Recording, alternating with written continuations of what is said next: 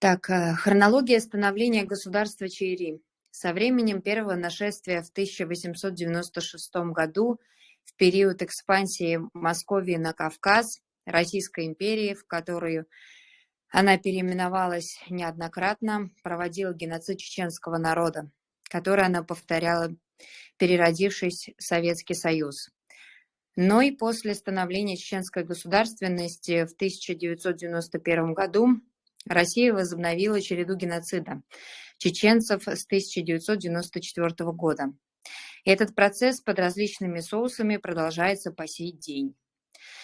Политика, приведшая к геноциду чеченцев, была обусловлена прежде всего господствовавшей в Российской империи идеологией ненависти к инородцам и стремлению захвата земли для русских переселенцев. На протяжении 400-летнего противостояния бывали моменты ослабления террора чеченцев, периодически доходящего до геноцида, но с лозунгом «Чечня без чеченцев». Россия не расставалась никогда. После русско-кавказской войны чеченцев осталось менее 10% населения. И это неудивительно. После кровавой войны, непрерывно длившейся четверть века, за свою независимость против крупнейшей империи, использовавшей не только силу оружия, но и сжигание посевов, вырубку лесов, массовые зверства, убийства женщин и детей, все это под руководством генералов, о морали которых можно судить по цитатам. Генерал Слепцов, 1882 год. Какое имеют право эти дикари жить на такой прекрасной земле? Перстом Господа миров наш августейший император повелел нам уничтожить их аулы, всех мужчин, способных носить оружие, уничтожить, сжечь посевы, беременным женщинам вырезать животы, чтобы они не рожали бандитов. Генерал Ермолов Алексей Петрович. Я успокоюсь, когда последняя голова чеченца будет выставлена в музее. Эти слова были выбиты под его бюстом в центре города Грозного после депортации чеченцев, где погибло 60% чеченского народа, и переселения в республику русских из глубин России.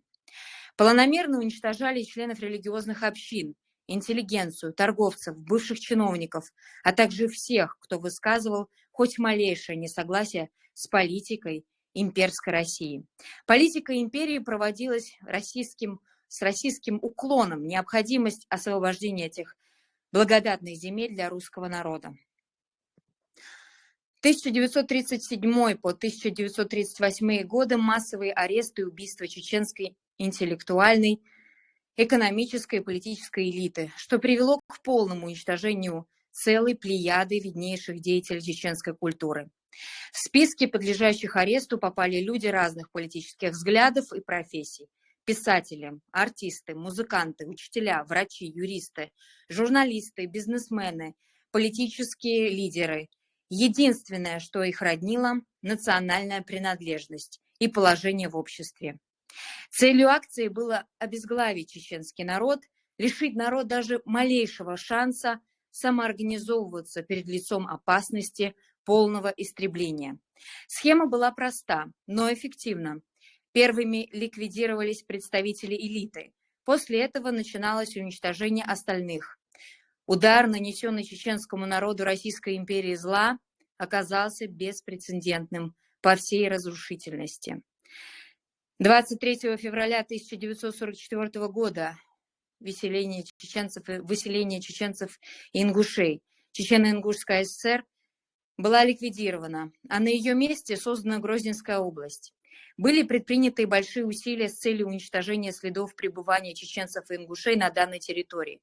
Сжигалась литература на языках коренных народов. В остальных книгах вымарывалось упоминание о войнах, переименовывались улицы, аулы и районы, уничтожались мечети и кладбища, памятники и материальной культуры. Уничтожение чеченцев было начато событием русско-кавказской войны, Второй мировой, и продолжалось 2 русско-чеченскими войнами, где погибло более 300 тысяч человек, 42 тысячи из них Дети, 18 тысяч пропали без вести, замучены, убиты, захоронены в тайных массовых захоронениях. Более 25 тысяч осуждены по сфабрикованным статьям «Терроризм» для устрашения чеченского народа. Ибрагим. А вот так описывает злодеяния, творимые Российской империей в Чечении, Лев Толстой в повести «Хаджи Мурат». Вернувшись в свой аул, Сада нашел свою саклю разрушенной. Крыша была провалена, и дверь и столбы галерейки сожжены, и внутренность погажена.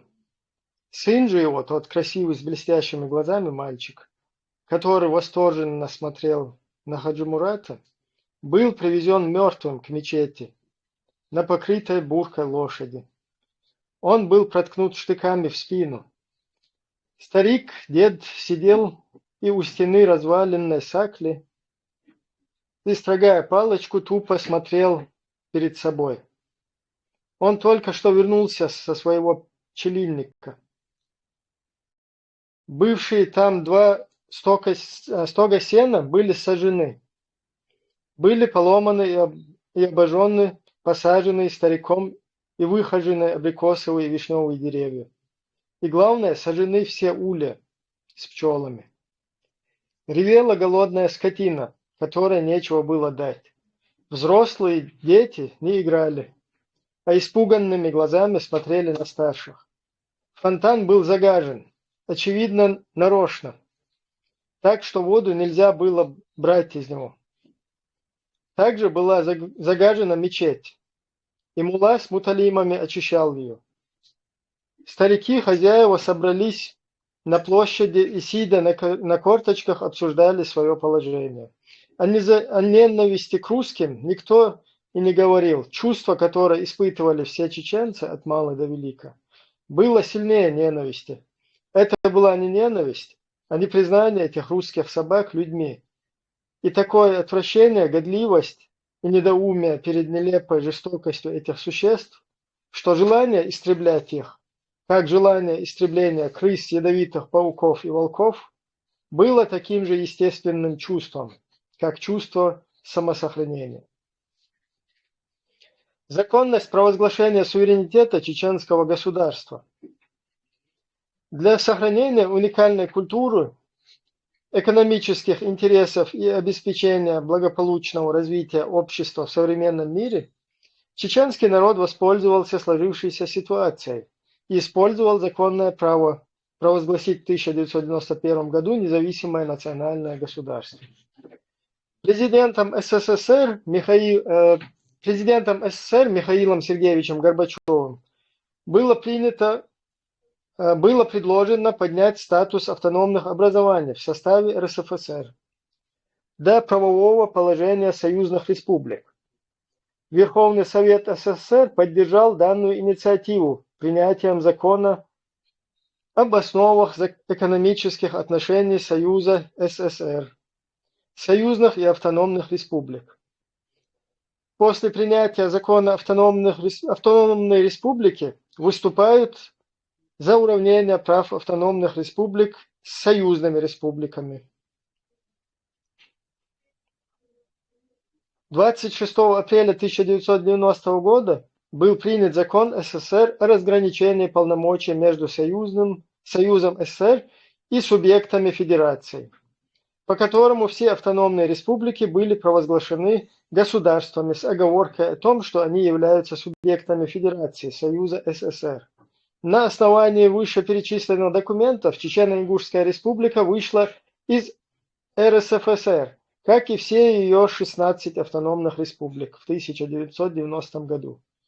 При развале СССР в декабре 1991 года Чеченская республика имела статус союзной республики, как и все 32 союзные республики, в числе которых была и РСФСР. На основании этого ЧРИ в июле 1991 года провозгласила независимость.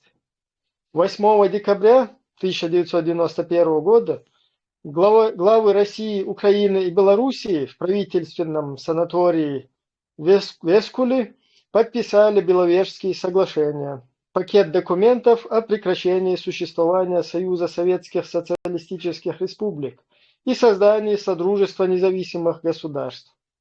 После развала СССР Чеченская Республика имела все атрибуты независимого государства, как и другие бывшие союзные республики, и 12 марта 1992 года приняла Конституцию независимого светского демократического правового государства.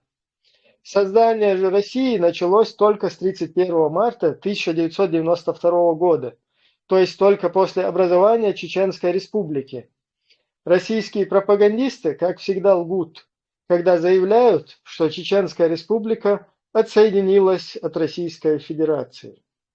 Заза. Федеральный договор, который российское руководство угрозами, шантажом и другими преступными методами заставило другие республики подписать, Чеченская республика не подписывала.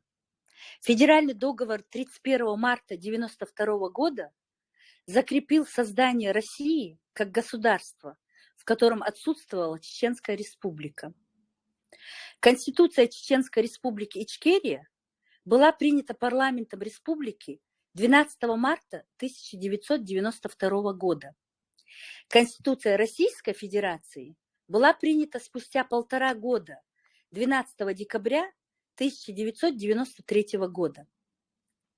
В 2004 году обозреватель московского комсомольца Юлия Калинина заявила, если бы на 91 год Чечня числилась 16-й, проблем бы не было. Она отделилась бы так же мягко, как Узбекистан и Украина. Чеченская республика стала 16-й Советской Социалистической Республикой Союза в 1990-м, в чем боятся признаться российские обозреватели. К Джохару Дудаеву поступила информация об активизации бывшей агентуры КГБ, которую под угрозой обнародования их деятельности против своего народа во времена СССР новые спецслужбы России принуждали к участию в антиправительственных, а точнее антинародных акциях в Чеченской республике Ичкерия. В связи с готовившимся оппозицией переворотом, подготовленным российскими спецслужбами, включало финансовые и финансирование и вооружение военной угрозой со стороны России. Был принят ряд мер. 15 апреля 1993 года руководитель профсоюзного движения Чеченской республики Ичкерия Рамзан Ампукаев организовал митинг оппозиции перед Театральной площадью. Поначалу были выдвинуты социально-экономические требования, переросшие в политические. Участники требовали отставки президента, правительства, проведения новых выборов. Мэр города Грозного Беслан Гантемиров в противостоянии государственным силовым структурам к этому времени уже создал городскую полицию. В театр было завезено оружие, из которого был убит депутат парламента Айса Арсемиков, проезжающий мимо театра. Поступила информация о бюллетенях референдума, которым жители республики должны были выразить желание войти в состав России. Заполненные бюллетени были обнаружены в этом здании после его штурма. Летом 1993 года российскими спецслужбами готовился широкомасштабный переворот в Чеченской республике Ичкерия, подготовка к которому началась уже весной. Россией была задействована агентура КГБ, просочившаяся в руководство республики. Среди них депутаты парламента, мэр города Грозного Беслан Гантемиров, созданной им городской полицией, председатель Конституционного суда Чеченской республики Ичкерии Ихван Гериханов и другие. Весной и летом 1993 года российскими спецслужбами в селе Натеричное был создан оппозиционный Временный совет Чеченской Республики, под руководством которого совершено несколько неудачных попыток свержения Джохара Дудаева. Результаты показали, что президента Ичкерии поддерживает народ, вставший на путь своего независимого государства. 17 апреля 1993 года Дудаев объявил о распуске парламента, Конституционного суда, Грозненского городского собрания. Ввел в республике прямое президентское правление. В начале мая 1993 года часть депутатов парламента выступила против Дудаева. Председатель парламента Хусейн Ахмадов, не желая участвовать в этом заговоре, подал в отставку. 2 мая 1993 года председатель парламента Ичкерии стал лидер группы БАКО по-чеченски «Справедливость» Юсуп Сасламбеков. Под его руководством российская часть парламента объявляет импичмент президенту. Конституционный суд Чеченской Республики выносит заключительное решение о правомочности импичмента президента Чеченской Республики. Ватсон.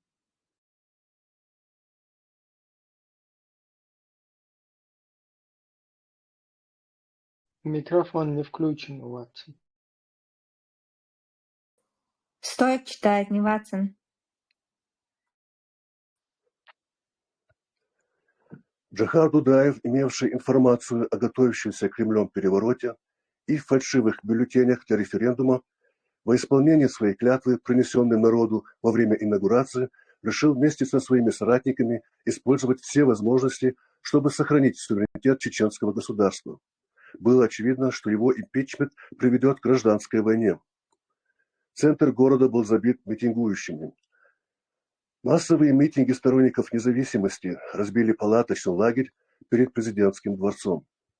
Оппозиция, расположившаяся в Натеричном и Урус-Мартановском районах, должна была начать вооруженное противостояние, а российские войска планировали подавить сопротивление чеченского народа бронетехникой при поддержке с воздуха. Президент Чеченской Республики издает указ о распуске парламента Чеченской Республики и Конституционного суда Чеченской Республики в ночь с 4 на 5 июня 1993 года. Вводит в республике прямое президентское правление. 5 июня верный первому президенту Чеченской Республики Ичкерии Джохару Дудаеву формирование штурмом овладели здание Грозненского городского собрания, одного из главных оппозиционных центров. После представления парламентом Чеченской Республики Ичкерия доказательств хищения средств от реализации нефтепродуктов, Джохар отправил в отставку и все правительство. Попытка переворота пророссийскими силами, чтобы ввести Чеченскую Республику в состав России, была пресечена. Российская часть парламента во главе с Сасламбековым, председатель Конституционного суда Ихван Гириханов, мэр столицы Гантимиров и многие другие оппозиционеры сбежали в Москву и призывали руководство России ввести российские войска в Ичкерию. С этого началась кровавая история с бомбежками, зачистками, массовыми расстрелами и садистскими пытками в русских концлагерях, через которые прошла пятая часть чеченского народа. На момент агрессии России в декабре 1994 года Чеченская Республика была таким же независимым государством, как и Украина, Грузия и сама Россия. Агрессия против Ичкерии была совершена с целью восстановления управления Российской Федерацией территорией, вышедшей из состава СССР на основе международного права, что окончательно подтвердили действия Кремля в дальнейшем и в Украине. Штурм Грозного 24 по 27 ноября 1994 года был самой серьезной военной акцией антидудаевской оппозиции с участием солдат российской армии. Ноябрьская акция со всей очевидностью продемонстрировала чеченскому народу причастность российской власти в поддержке противников Ичкерии. Кремль прибегнул к войне, и она была оформлена в виде указа президента РФ под номером 2137-С о мерах по восстановлению конституционной законности и правопорядка на территории Чеченской Республики. Война в Чечне была проявлением агрессивной российской имперской политики и грубым попранием суверенитета прав чеченского народа. На момент агрессии России в декабре 1994 года Чеченская Республика была независимым суверенным государством на основе волеизъявления его народа согласно международного права. За всю историю чеченский народ не прибегал к оккупации чужих земель или насильственному навязыванию своей воли соседям. Правительство Дудаева продемонстрировало терпимость, разрешив выход Ингушетии из единой Чечено-Ингушской республики, чтобы та стала субъектом Российской Федерации. В потере Ингушетии чеченцы не усмотрели никакой угрозы своему единству и не стали организовывать никаких мероприятий и экспедиций.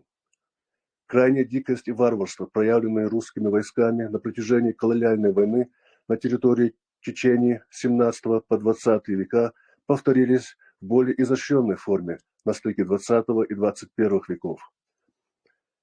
Эти варвары писали плакаты «Мы пришли закончить дело, начатое Ермоловым».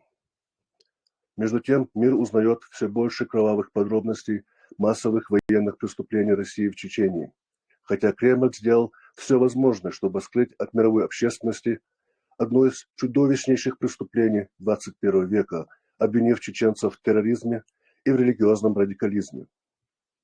Первая русско-чеченская война с 1994 по 1996 годы окончилась для России тяжелым военным и политическим поражением. Нита.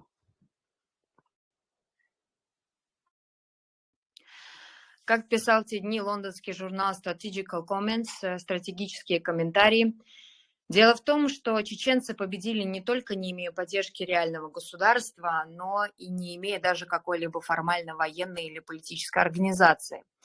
Победили только за счет силы своего общества и его традиций. Международное сообщество предпочло занять в русско-чеченской войне удобную позицию самообмана, которая позволяет не оспаривать российские утверждения о нормализации обстановки в Чечне и, соответственно, избавляет от необходимости принимать жестокие решения по конкретным шагам, которые необходимо предпринять для прекращения откровенных нарушений и обеспечения нормальной жизни людей в этом регионе. Международная реакция на ситуацию в Чечне до сих пор по-прежнему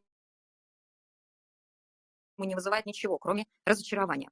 Все, на что мировое сообщество оказалось способным, это благонамеренные заявления о своей обеспокоенности, которые ни разу не подкреплялись политическими, дипломатическими, финансовыми или другими последствиями.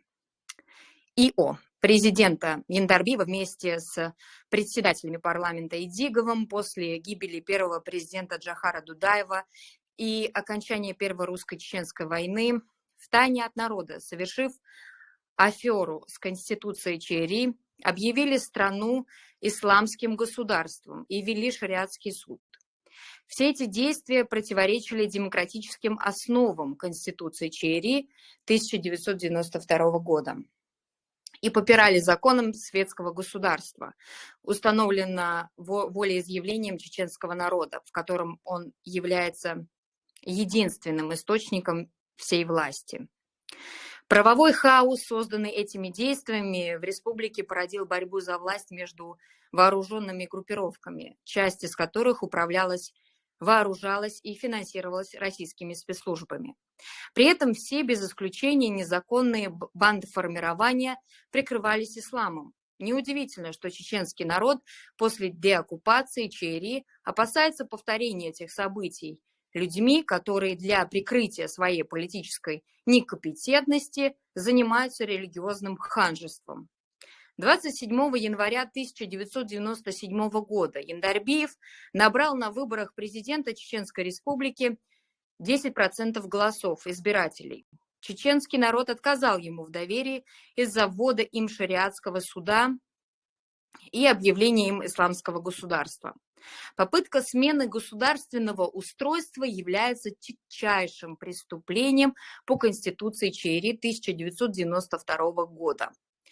Проиграв в выборах, Яндарбиев отказался сотрудничать с победившим на этих выборах Асланом Масхадовым и перешел в оппозицию. Аслан Масхадов был избран президентом Чеченской республики Ичкерия. На первом же туре получил 59% голосов. Чеченский народ отказал в доверии на президентских выборах сторонникам исламского государства и выбрал Масхадова в надежде на воплощение им в жизнь своей демократической программы. Но после своего избрания он шаг за шагом стал уступать религиозному влиянию окружающих его сомнительных личностей, треть из которых оказалась агентами спецслужб России.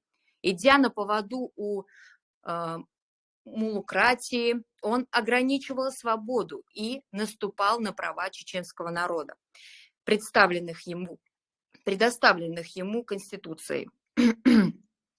После начала Второй русско-чеченской войны народ не поддержал избранного им президента.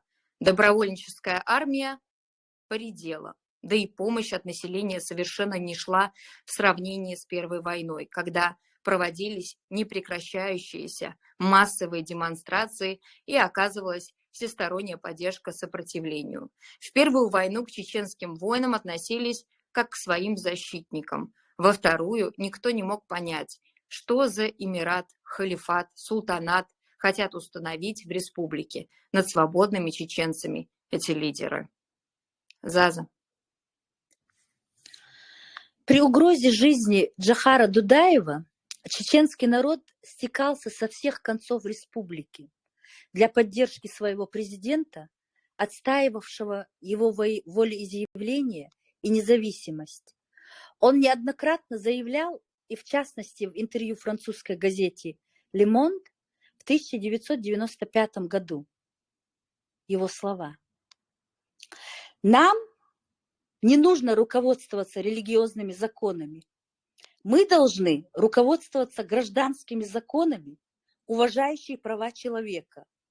Мы не допустим навязывания какой-либо религиозной доктрины нашему народу. Мы не собираемся создавать исламское государство в Чечне.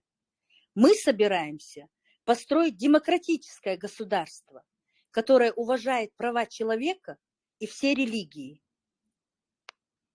Джохар не мог допустить, чтобы чеченский народ сделали жертвой в борьбе с международным терроризмом, как это сделали после его гибели те ошалевшие от победы и власти личности, совершенно забыв, что победы этой добился его величество, чеченский народ, а не они. После взрывов домов и обвинения в этом чеченцев Путин добился повода для второй войны в Чечне. Путин делал одно, а говорил другое. Окружил себя людьми, не пытающимися отличить истину от лжи. И снова сделал Кремль центром той самой империи зла, которое мировое сообщество признало наконец-то пособником терроризма. Даже задержание сотрудников ФСБ России при попытке очередного взрыва дома в Рязани путинскому режиму не пришлось особо прилагать усилий, чтобы отстаивать исполнителей перед россиянами, которые готовы верить всему, что способствует воплощению в жизнь их желания уничтожить чеченцев. В России все знают, кто развязал войну русско-чеченскую, и кто в ней прав, и кто не прав. Началась война и положила конец любой критике. Чувство единства сплотило россиян, и в справедливости того, что они творят, никто не сомневался. Путин с помощью пропагандистов добился единодушного мнения, что во всех бедах России виноваты чеченцы, и их надо уничтожать. 2 войны унесли жизни трети чеченского народа, из которых 42 тысячи детей. 1/5 часть народа, прошедшая через садистские пытки в русских концлагерях, а несколько десятков тысяч чеченцев после долгих пыток осуждены по сфабрикованным делам, обвиненных в терроризме и до сих пор сидят в тюрьмах. Трагедия в Чечне наглядно демонстрировала ту степень лживой пропаганды, до которой может дойти Россия, покрывая свои страшнейшие преступления. Чеченцы надеются на проведение международного трибунала по военным преступлениям в Чечне и Украине. После Второй мировой войны мир не помнит такого кровавого безумия, которое имело место в Чечне и происходит сегодня в Украине. Решением трибунала Россия должна подвергнуться таким изменениям, чтобы с ее территории никогда больше не исходила угроза соседям. У России после развала СССР был шанс стать нормальной, среднеразвитой страной с устойчивой политикой и экономической системой. Но она этот шанс потеряла стремлением к восстановлению империи. А широкомасштабной войной с огромными жертвами среди мирного чеченского населения, против которого были применены все виды вооружений, кроме ядерной бомбы, она его потеряла окончательно и бесповоротно. Решающий и последний гвоздь в крышку гроба с названием Российская Федерация будет забит именно украинцами, и российская оппозиция не сможет остановить этот процесс, стараясь переложить вину за эти злодеяния, совершенные в Чечне и Украине, на одного Путина. Мол, народ-то у нас хороший, и с ним можно построить либеральную демократическую империю. Население Чеченской Республики Ичкерия рассчитывает, что международное сообщество на основании международных судебных решений поможет освободить страну от оккупации и, используя международные права на демократических основах Конституции Чеченской Республики Ичкерия, восстановить светское государство. На первых порах до проведения выборов и формирования силовых структур в республике, безусловно, будет необходимость присутствия международных миротворческих сил, вплоть до появления возможности для страны вступить в Евросоюз и НАТО. При этом Чеченская Республика Ичкерия планирует наладить добрососедские отношения со всеми странами. Я закончила.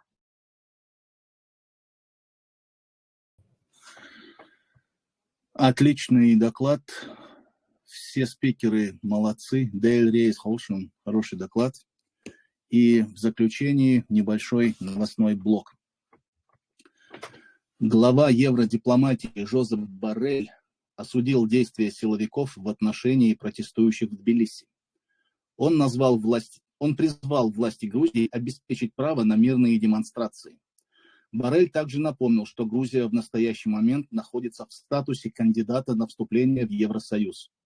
И принятие этого закона может сильно испортить этот статус. Боррель заявил следующее. «Я решительно осуждаю насилие в отношении протестующих в Грузии. Грузия является кандидатом на вступление в ЕС. Я призываю власти обеспечить право граждан на высказывание своего несогласия относительно принятия этого закона. Использование силы для их подавления неприемлемо». Я напомню, в Тбилиси перед парламентом Грузии проходит акция, масштабная акция против закона об инагентах. В ходе протеста происходят столкновения с полицией, грузинский спецназ применяет слезоточивый газ и водометы для разгона протестующих против принятия этого очевидно пророссийского закона. Чеченская демократическая партия полностью на стороне протестующих. Искренне надеемся, что граждане Грузии смогут отстоять свои свободы и не дадут этому закону помешать Грузии на пути вступления в ЕС. И вот буквально свежее дополнение к происходящему сейчас там. Правящая партия «Грузинская мечта» не намерена отказываться от принятия законопроекта об инагентах во всех 3 чтениях, несмотря на активные протесты. И во 2 чтении этот закон уже принят. Вот такие дела у наших близких и стратегически очень важных соседей. МИД Латвии. Новоназначенная руководительница латвийского МИД Бейба Бража заявила, что Украина получила от некоторых партнеров западное оружие с разрешением бить по российской территории. Уже сейчас есть страны, которые предоставили Украине оружие без подобных ограничений, заявила глава МИД Латвии. На уточняющий вопрос, какие именно страны сняли с Украины эти ограничения, латвийский дипломат ушла от конкретики и ответила, что такие страны есть, но о снятии ограничений они не заявляют публично.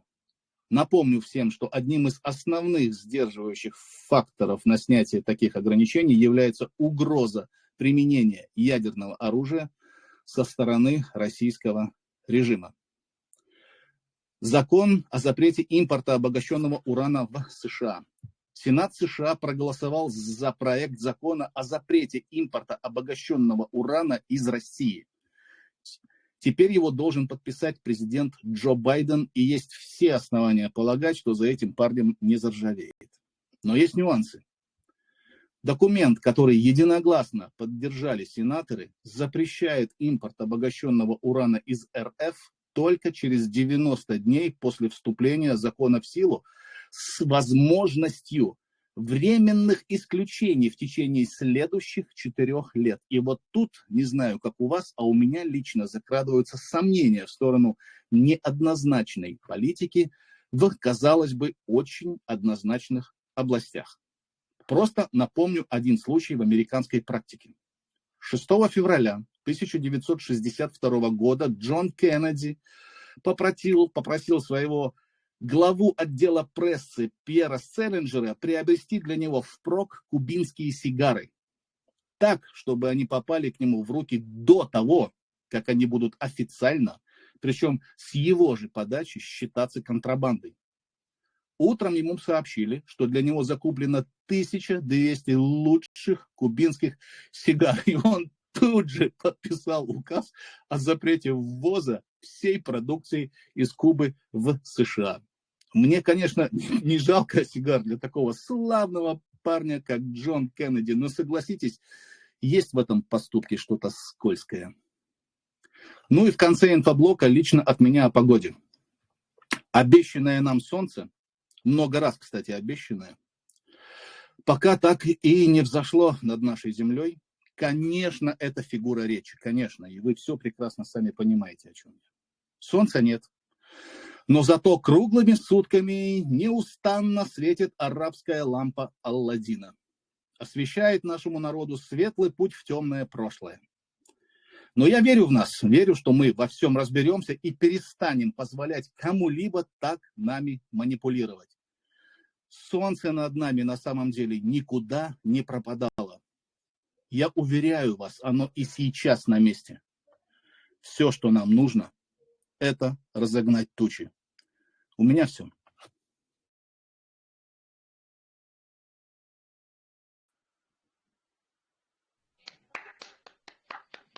Спасибо за доклад.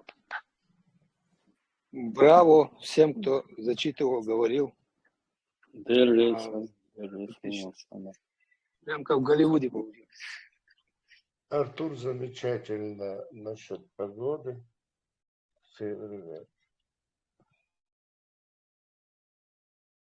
И насчет ламп.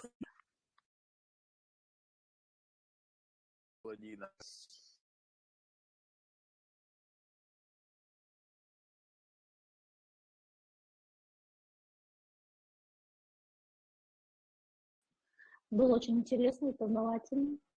Сегодня очень полезный эфир. Очень хорошая идея рассказывать историю. Кто за?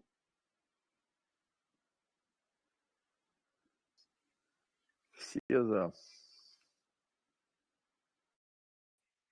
Молчание, знак согласия. Çoğu bir kişi der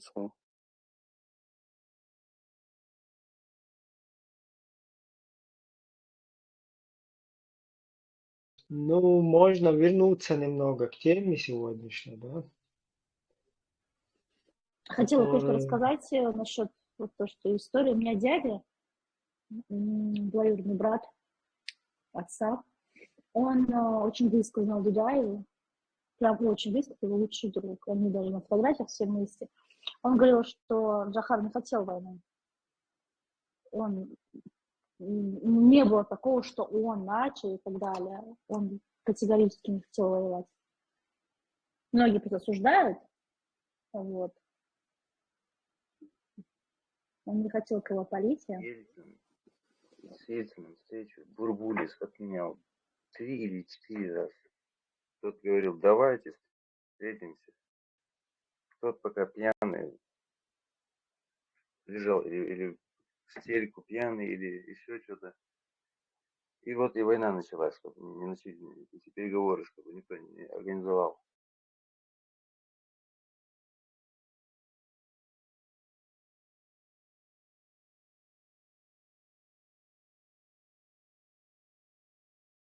Ну, Джохар Дудаев, который прекрасно знал вообще русский менталитет, который знал вообще армию, был, кстати, всей вот этой вот их махиной знаком сам, если он был там генералом в этой армии. Естественно, больше всего он не хотел войны, и он часто там где-то обращался к общественности и спрашивал, что вот, ну, объяснял, что русские это они пойдут как бы на все что угодно, и если война начнется, то будут там огромные потери, жертвы, и всегда публика, наша общественность, она скандировала, что вот, типа только вперед. Поэтому Джохай Но все равно, кто вообще. политикой интересуется, он же видел все это. Аналы истории можно достать. Они сначала в Татарстане хотели сделать. Война была по-любому необходима, чтобы экономику страны разворовать под шумок. Хотели сначала в Татарстане, Чечня у них вообще не была на проекте. Но Ментимир Шаймиев грамотно, технично вывернулся. И вот тогда они Чечню тогда.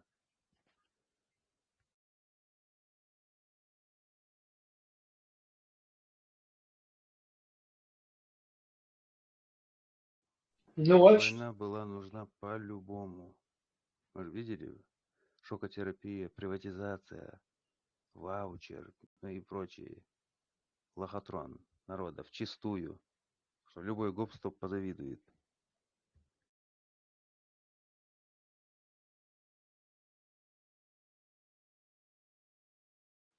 И что хорошего в этой войне? Сколько людей умерло? Не стоит ни одной человеческой жизни. Без вести сколько пропали. У меня родственников сколько пропало без вести. Просто король. Никто не знает, где они вообще. Да, доехал бы Розендейл. Если пропали, то, конечно, скорее всего, они мертвы. Ну а вот что хорошего в войне? Вот что? Двоюродная сестра. В дом зашли русские солдаты, забрали ее. На второй день она повесилась. Потому что они ее забрали и там мучили. Когда я пришла домой, а на второй день дядя открыл дверь, она повесилась. Волшебная. Никогда никто тут не утверждал, что война это было хорошо и нам она нужна была. И никто ее не хотел. Понимаешь? А что мы получили? Вот что? 300 человек убитых детей, убитых женщин, без вести пропавших людей. Что хорошего? Ты не понимаешь, что я тебе сказал? Я тебе говорю, кто утверждает, что это хорошо было? Кто это? Наш был выбор, мы сами напали, что мы его не начали. Или что ты имеешь в виду? Надо было остаться внутри России? Какое-то утверждение? А результат к чему пришел? Вот сейчас что мы имеем? Только хуже. Остались внутри России, и плюс еще 300 человек умерло. Много пропавших без вести. Моя сестра вон себя убила. Ну, если мы сейчас проведем аналогию с Украиной, то у украинцев тоже мало кто спрашивает, хотят ли они войны или не хотят ее. И не думаю, что они хотят или менее хотят войны, чем мы хотели, или более хотят ее. То есть вот эти все жертвы, которые сегодня там происходят, точно так же, когда бомбят гражданских, бомбят там все вот эти государственные там инфраструктуру. Инфраструктуру. Да, да. Не, ну надо было же знать свои силы, верно? 1,5 миллиона народ и 130 миллионов против огромной России. Ну, Как волшебно. сопоставлять силы? Волшебно. Дело в том, что первая русско-чеченская война, она, то есть результат ее был таков, что захватчик, который нападал, он как бы вернулся восвояси. И вот с этого момента уже началось вот это вот религиозно-идеологическое такое, ну вот эта вот атака, да, религиозно-идеологическая. То есть когда тоннами начали заполнять, там, печатать из России литература, поступать радикальная, вот эти все муллы. И уже вот это вот являлось таким началом. Там был заложен вот этот фундамент, который, результат которого сегодня мы наблюдаем. То есть, если брать вот эту первую русско-чеченскую войну, то там было сделано максимально все правильно. Ну, короче, со всеми вытекающими жертвами, да, которые мы получили. Тем не менее, вот Ибрагим, знаешь, я скажу так, когда была война, мы со всей семьей переехали в Москву. У меня отец занимался общественным движением, которое помогало беженцам. Он не воевал, но он сделал в Москве общественное движение, называлось «Консолидация». И я видела, я была маленькая, мне было 5-6 лет, но я до сих пор помню, как к нам домой приходили люди без глаза, без рук. У меня дома до сих пор лежат стопки вот этих вот заявлений. Люди, кто потерял что, ну, кто-то ногу потерял, кто-то глаз потерял, кто-то нос, такие изуродованные лица приходили прямо домой. Я это все помню, я это все видела. Я войну не видела, но я видела этих людей. Не стоит вообще вот эта война, не стоила всей жизни. Волшебно. Волшебно. Ты просто, ну, мало, наверное, информирована, что вот в данный момент происходит, да? Вот, что там, у меня отец работал с Жахар Дудаевым. Я его же... я имею в виду, что вот это вот, как бы то, что мы сегодня попали под вот этот русский гнет, то есть мы находимся сейчас как бы в плену, да, но не как бы, а уж точно. И это ничего не остановило, потому что вот эти военизированные объекты, вот эти 1500 мечетей, вот это, пока мы здесь разговариваем, в Украине там, я не знаю, на куски там разрывают наших соотечественников, которые еще причем воюют не за свою родину, а непонятно вообще за что, да? То есть им непонятно за что, нам-то прекрасно понятно, кто эту войну начал, что там происходит. Так что вот это вот война... Пожелание, Ибрагим, добавь пожелание России дальше идти получать на Прибалтику, на Польшу. А кого они туда будут, собирались, планировали туда отправлять? Это что же самое война и продолжение войны, убийство нашего народа.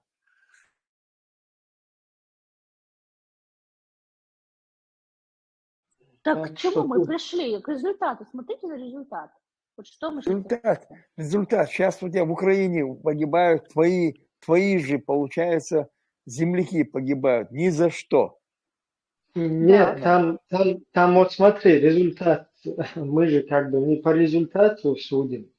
Результат это мы сейчас судим по результату. А вот когда как бы наш народ столкнулся, да, с вот этим, вот, например, ты идешь где-то и видишь, как ну, просто навскидку пример, там, на какую-то женщину какой-то ублюдок нападает. Так, и ты начинаешь математически вычислять. Так, сейчас, если я подойду, его попытаюсь остановить, там он достанет нож, меня ранит, потом меня там в больницу отвезут, потом эта скорая помощь не доедет, я погибну. Какие-то вот эти вот ну, предугадывания, какие-то вычисления. То есть, когда человек видит несправедливость какую-то, он пытается это максимально противостоять этому. Какой-то Ибрагим, террористический акт. Вот если мы говорим, да, когда террористы захватывают, например, там какой-то там, скажем, там, концертный зал, да, захватили, и начинают там всякие выставлять вот эти свои требования и так далее. И что теперь? Полиция, вот, которая сработала так или иначе, и там какие-то жертвы, конечно, оказались, понесли жертву, там гражданские вот эти заложники. Ну а, и что потом этим полиции, что им делать? Да, давайте мы бы полностью бы шли на поводу террористов и сдались бы им сами в плен, и все, и они бы нас не убили бы, и мы вот так вот жили бы дружно под их Нет, Ибрагим, это так не работает. у меня... Потому что цель мгм. террористов не чтобы как бы тебе принести какие-то цветочки, а у них свои какие-то задачи, ты им нужен только для того, чтобы вот привести там свои вот эти интересы какие-то в жизнь приводить. Поэтому Ибрагим, на этом же не останавливается вот то, что ты сейчас пошел, раз, руки поднял туда. Сейчас Россия, например, руки поднимет, ну, это имеется в виду Украина поднимет руки, пойдет там под русских, и как бы все у них закончится, там все проблемы. Нет, им тогда придется в качестве пушечного мяса воевать уже за другие фронты, там, на балтийских вот этих вот границах где-то Ибрагим, и так далее. можно я скажу? Дело в том, что я эту всю ситуацию изнутри знаю, потому что я ехала как Дуда. Ну, короче, у меня отец работал с Дудаевым, был советником по экономическим делам. Он с ним в шахматы играл, он рассказывал, как он выигрывал Джахара. Я это все внутри, эту всю картину знаю, как бы он лично его знал, они вместе работали. Он говорил ему, не начинай. Он нам рассказывал, я говорил Джахару, не начинай его, не надо, не нужно, не стоит этих жертв, все, что будет. Если вот говорить, к чему мы пришли, да, результат, вот что мы имеем после этого всего. Мы имеем 300 убитых человек. Мы имеем каждую семью, это 300 коснулось. тысяч, 300 тысяч, да, 300 говорилось. тысяч, 300 тысяч, это немало. У нас не такой большой народ, чтобы мы могли терять такое количество людей. Он не такой большой. 300 Можно человек, я это скажу половина. волшебное? Волшебное. Рез- Мы вообще результат. растворились бы в России. Если вот эта война, мы не стали бы сопротивляться, нас уже не было бы. Мы не были бы ни чеченцами не были бы. Мы просто стали бы россиянами. И волшебное. Я просто очень коротко. Хороший вопрос ты задала. Какой результат? Есть результат, в первую очередь, в том, что мы сохранились как этнос. Если у тебя была возможность вчера побыть на эфире у антитеррора, там несколько часов очень в сжатом форме передавалась недавно история сформирования чеченского этноса и вся вот эта ветка. Было очень интересно посмотреть, и можно было сделать вывод, как на протяжении веков тот же маленький этнос исключительно оставался, сохранял свою бытность, противясь врагу, который проходит извне. Если бы эти люди тогда также занимали бы вот такую позицию, которую ты сейчас показываешь, у нас не было бы чеченского этноса. Потому всякая борьба любому маленькому этносу, который существует среди других народов, она выживает исключительно за счет того, что они обратно дают реакцию, то есть борются. Дело даже не в том, что выиграли или не выиграли, хотя и этому было свое место. Но самая главная ценность, самая главная цель заключается в том, что мы потеряемся как этнос, если не противодействовать. Никто не хочет войны. Ты действительно думаешь, что те, которые пошли туда, хотели этого? Или ты действительно допускаешь такую мысль, что только в твоем родстве всех умерли? Половина моего рода не стала из этих двух войн. Отец мой уехал, когда эти войны почти что подошли к концу уже. Он до последнего верил, что мы можем принести пользу, что это все закончится, что мы отстанем. Всех, кого я знаю, родственников, они ушли на войну. Многих убили, многих мы сами похоронили. И уже когда поняв мой отец, что это долго затянутая колыбель, он в 2001 году перед приходом новой власти решил уехать. Все это проходили. Но самой главной причиной всего этого сопротивления была, чтобы сохраниться как этнос. Вот и все. Ну там еще, знаете, вот можно просто параллель провести Второй мировой войны, да, когда фашистская Германия там напала на ряд государств, в том числе и Советский Союз. И стоило ли вообще сопротивляться Советскому Союзу, да, там, стоило бы 10 миллионов жертв вот этих нести. Лучше бы сразу как бы сдаться надо было, и все. Никто бы никого не убил. Тут, видишь, 27 Ибрагим миллионов. немножко такой некорректный вопрос она как бы задает, говоря, стоило. Конечно, стоило, и попытки, они всегда нужны при любом раскладе. И мы этого добиваемся, обязательно добьемся своей независимости и свободы. Это надо задавать себе конкретный вопрос, а стоит ли? Вот так надо перефразировать этот вопрос немного. Не, если мы, конечно, забудем вот это все и выбросим на свалку, на мусорку истории, вот эти все наши жертвы, да, чему нас пытаются вот как бы пропагандистские вот эти вот все движения, да, которые сегодня существуют, к чему нас пытаются привести, то есть, что вот это все жертвы, что все это было напрасно. Тогда действительно, если мы все согласимся, смиримся с этим, да, там мы были неправы, там то, что нас, женщин, детей, всех подряд мочили по путинскому жаргону в сортирах, то, что нас сравнивали с асфальтом, и мы как бы возьмем вот эту вину на себя, да, мы были виновны, надо было нам не сопротивляться, то действительно вот эти жертвы, они напрасны. Но если мы вот эти вот жертвы, как бы все вот этот весь вклад, если мы это не забываем и, то есть добиваемся того, чтобы нас вот эта мировая общественность, она нас признала жертвой в этой всей ситуации, и то, что мы делали, это просто мы хотели жить свободно, как сегодня Украина, как в свое время там Америка, все европейские государства, все кто угодно, да, просто так же хотели, как и другие люди, чтобы нам там не раскидывались там на всяких фронтах, чтобы нам не указывали там, кто-то выпит какой-то, Ельцин, Путин, там кто угодно. Или там у него что-то там на личном каком-то фронте какие-то ситуация какая-то, да, там не вяжется. И тогда там вход, чтобы целые народы пускали там. То есть вот это вот нам абсолютно не нужно. Мы как народ, как этнос, как вообще демократическая со своей вот этой культурой люди, мы вот хотим просто жить, чтобы от нас отстали.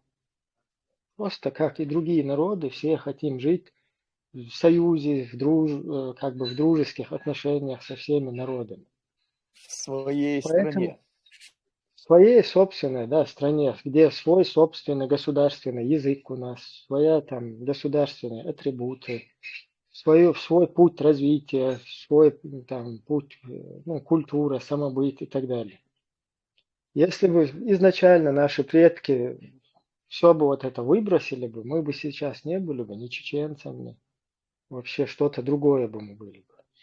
Какой-то, или, я не знаю, или арабский мир бы какой-нибудь там пополняли своим вот этим вот количеством, или там турецкий мир, или ту же Российскую Федерацию. Вот как-то так. Плюс еще, что надо подчеркнуть, Саул, вот то, что сегодня как бы даже наши кавказские соседские народы, те привилегии, которые они получают, почему они все еще остаются народами, как бы со своей самоидентичностью, это тоже во многом как бы зависит, ну или это из-за того, что вот, вот это вот чеченцы в основном в своей массе, они как бы отстаивали свое право на жизнь, на существование вот против вот этих империй. В связи с этим вот эта империя, в частности российская, она была вынуждена привилегировать наши соседские народы, чтобы они не примкнули к нам и как бы не уподоблять их себе, не ассимилировать их себе, то есть им приходилось вот этой вот привилегией заниматься. И также наш народ тоже в связи с этим вот так сохранился, чтобы нас как бы задобрить, нам тоже надо было нам идти на поводу. Просто давным-давно мы бы растворились бы, если бы вообще вот этой борьбы за свой самобыт не было. Просто тут вся проблема в другом. Проблема в том, что нам полностью подменили ценности. То есть если нас не удалось вот так вот физически уничтожить, если нас не удалось физически обрусить там ментально и так далее, то сейчас это, используя арабские идеологии, то есть используя вот эти вот арабских партнеров, вот эта вот империя в лице Российской Федерации, она полностью в качестве инструмента вот этих идеологий, они сегодня пошли другим путем. То есть подменив нам ценности на какие-то божественные, там, сверхъестественные, и уже с этих позиций полностью нас пытаются переделать или усмирить, или сделать таким обслуживающим персоналом, добровольным. Наложен микрофон. İbrahim Savaş Dal Siyidolha.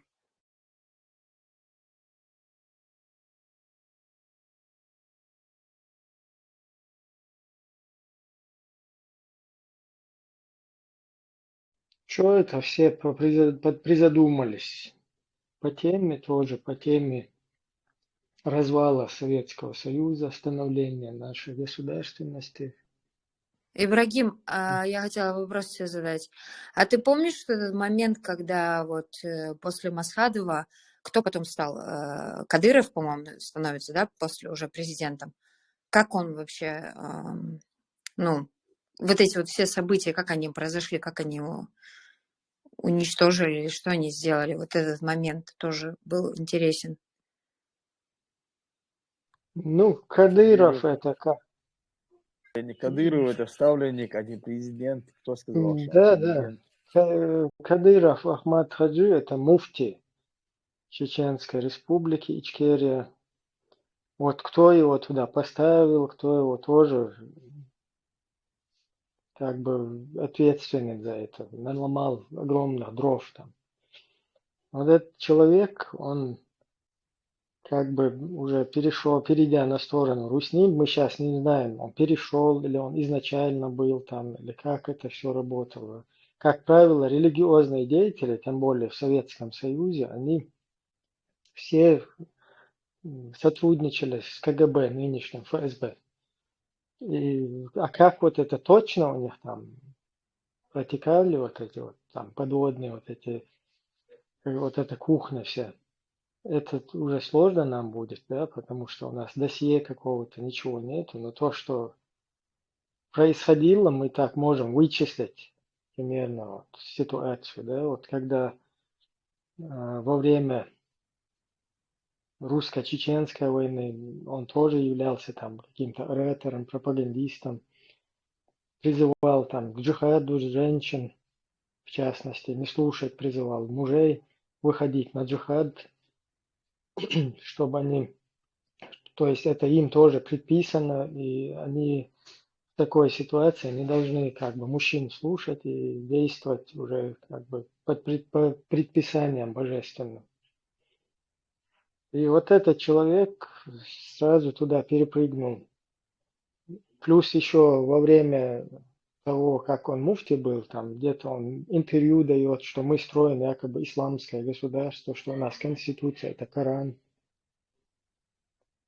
Потом вдруг он переобувается и становится... Кстати, вот я тоже тогда еще с Вахабной вот этой спорил насчет этой персоны. Как бы доверяя, ну, не то чтобы веря ей, а вот из-за этих идеологий. Просто они таким образом, как вот Дугин, они разъясняют там своим курсантам, они таким образом, эти идеологии были нам преподнесены, что тебе надо было выбрать какую-то сторону, да, или же там суфизм, вот этот традиционный, или ваххабизм, который уже как бы в новой одежке нам был То подкинут. есть золотой середины не было, да, получается? Да, да, только вот эти две противоположности. И вот этот вот человек, он просто в итоге там какие-то надежды, которые вот полагали некоторые на него, что он действительно там правильные какие-то вещи говорит. Он в итоге прыгивает туда, уже в русскую администрацию. И Масхадов, действующий президент, уже во время войны, уже как бы, несмотря на то, что Масхадов там действующий президент, русские просто своего ставленника туда ставят, вот этого Кадырова, проводят вот этот некий референдум в 2003 году. И там якобы проводят какие-то выборы, что Кадыров становится президентом. То есть в оккупированной полностью республике, еще с таким этим несуществующим выбором, когда Путин объявил четко, выступил и сказал, что если чеченцы выбирают Масхадова, то они выбирают войну. То есть мы вас будем мочить, другими словами, в сортирах. Поэтому народ был загнан вот в эти рамки. И, во всем вот этом поспособствовало, или просто козырной картой вот этого всего, вот этой всей ситуации, вот этого всего успеха русских, это является именно вот эта религиозная идеология, которая по сей день нас преследует. Вот как вы видите, там и здесь, в чатах, в интернете, повсюду, и наяву, и на просторах вот этого интернета, всех соцсетей, просто чему подвергается наш народ. Я чуть-чуть ушел как бы в темы другие, то, что Нита начала, наверное, чуть-чуть назад можете в это русло переправить. Да, в принципе, понятно. Вот еще у меня такой возник вопрос по поводу, кто начал вот эту Вторую Чеченскую войну. Как раз-таки, подходя к этому, там же, по-моему, как некоторые источники пишут, что якобы Шамиль Басаев с Хаттабом, у них произошло такое типа вторжение в Дагестан, и в то же время начались вот эти вот серия взрывов вот этих в Буйнакске, Москве и Волгодонске. Это же тоже, опять-таки, провокация со стороны России, чтобы начать Вторую Чеченскую войну, правильно? Да, это тоже вот как раз по теме того, что чуть раньше здесь вот волшебная говорила насчет того, что как бы что нам дала эта война. Опять-таки же абсолютно больше всего, наверное, чеченцы были против этой войны и сейчас, как бы не поддерживают вообще никакие войны, но просто как-то, я не знаю, может быть, человек вообще не должен чему-то сопротивляться. Или, естественно, когда человек знает, куда он падает, он там подкладывает подушку и все что угодно. А когда ситуация, вот сейчас я здесь в квартире, да, у себя нахожусь, просто такой навскидку еще один пример. Сюда заскакивают люди с дубинками, начинают я извиняюсь, там, насиловать кого угодно подряд, да, и мне как-то нужно сидеть и не сопротивляться. Все пройдет с минимальными потерями, как бы говоря. Либо я там вступаю с ними в схватку какую-то, естественно, меня долбанут по голове этой дубинкой, и мне уже пофигу, меня долбанут или нет, просто я обязан выступить против этого, потому что по-другому сидеть, хлопать глазами и смотреть на происходящее, это не выход из ситуации. Вот примерно как-то так это работает.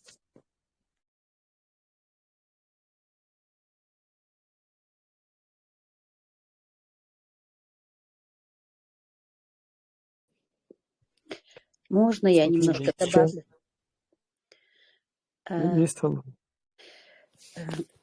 Дело в том, что вот по вопросу, который задала эта девушка волшебная, да, она совсем не помнит тот период. Это было время крушения империи, Советского Союза. Это государство разрушили специально для того, чтобы разделить его и разворовать достояние государства. До этого, если я начну еще больше рассказывать, мы слишком далеко уйдем. И вот во время этого крушения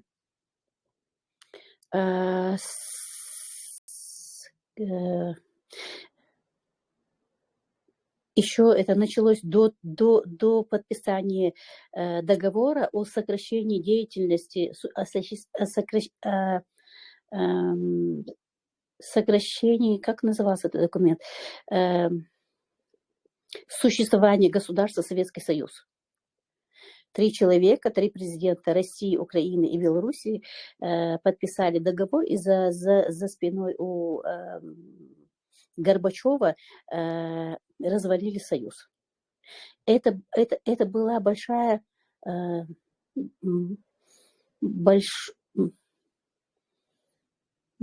Как это было?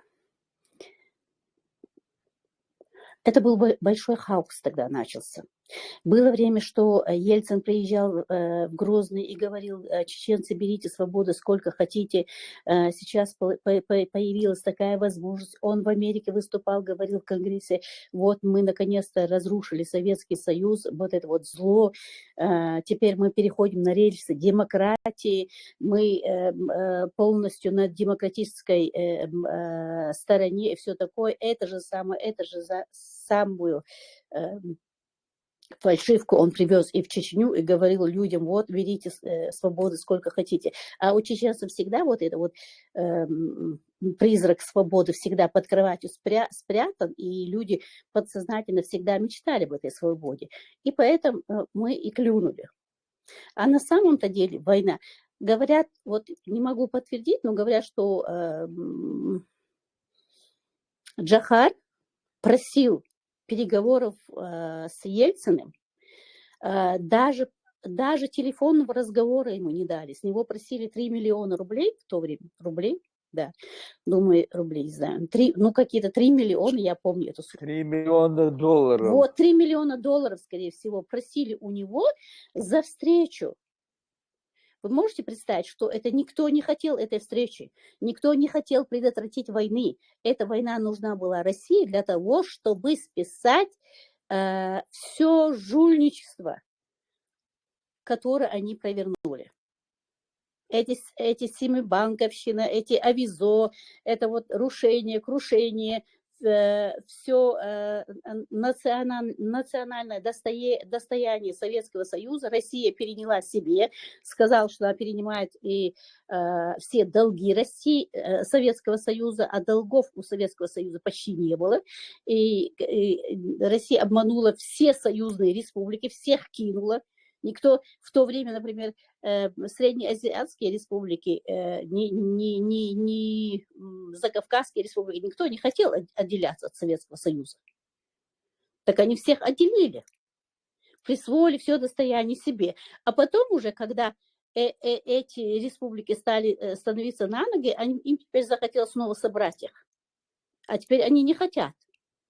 А с нами, мы были вообще разменной монетой, сакральной жертвой, всем чем угодно мы были в то время.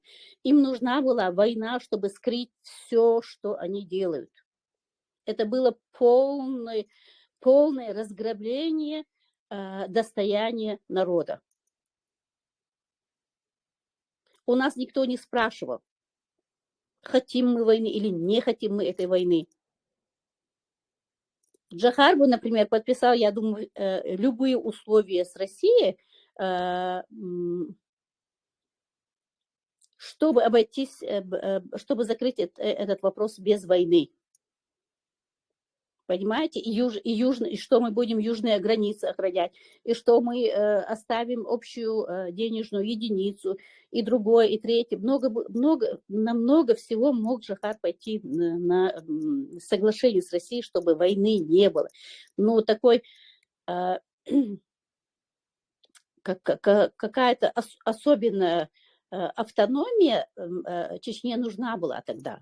Мы хотели этим воспользоваться. Это был бы первым шагом мирного отделения от России. Но нет, никто на это не подписывался. Им нужна была война, они ее совершили, они списали все на войну, так же, как второй раз, когда уже... Также вторая война у нас, когда начиналась, вот Путину надо было прийти к власти.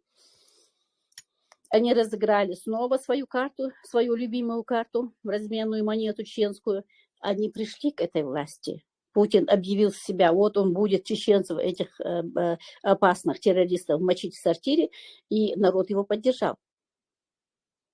Хотя Путин – это фигура семьи Ельцина. И семья Ельцина его назначила на этот пост, чтобы после Ельцина им обещали... Народное имя осталось у них. Да, у них осталось. И неприкосновенность им нужна была. А они наворовали страшно много. И вся эта элита, которая сейчас в России она управляет, да, она вся элита, которая наворовала в этот момент, которая воспользовалась моментом. И эти ваучеры, это все это напридуманные, как это сказать, напридуманные какие-то фиктивные акции, как будто народ что-то выкупает. Люди даже не понимали, что такое эти ваучеры. Эти ваучеры потом люди за копейки потом продавали, потому что не знали ни для чего. А они эти ваучеры потом выкупали за бесценок и скупали огромные предприятия, государственные предприятия, скупали частные люди.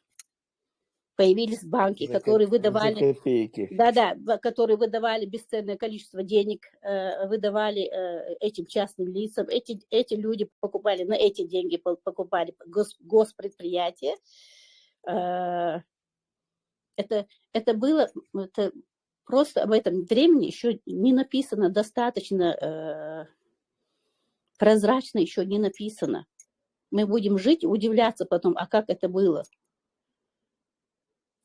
Чеченцы, которые никогда не работали в банках, мы, если и работали, то такими средними клерками, да, чеченцы были обвинены в том, что они придумали авизо и разворовали триллионами деньги. Вы что? Чеченцы были те зиц-председатели, которых просто подставляли. Это было время великого хаоса. Мы ничего не решали тогда. На нас поставили войну, вот ввязаться в войну, да, ответить на эту войну. Вот если бы это была бы не наша республика, другая, любая республика сдалась бы в первый же день. Мы еще повоевали. Но от нас ничего не зависело. Но когда это сейчас как с Украиной случилось, Путин напал на Украину, думал, за 3 дня Киев возьмет, и все ему спишется, как обычно это у него получалось. А нет, тут не получилось. То же самое случилось у него и с нами. Они думали, 2 часа они возьмут Грозный. А мы воевали. Привлекли международную общественность. Это были сложные времена. И не в пользу нас, и не ради нас. Мы будем об этом вспоминать и вспоминать. Есть такая пословица: у России непредсказуемое прошлое.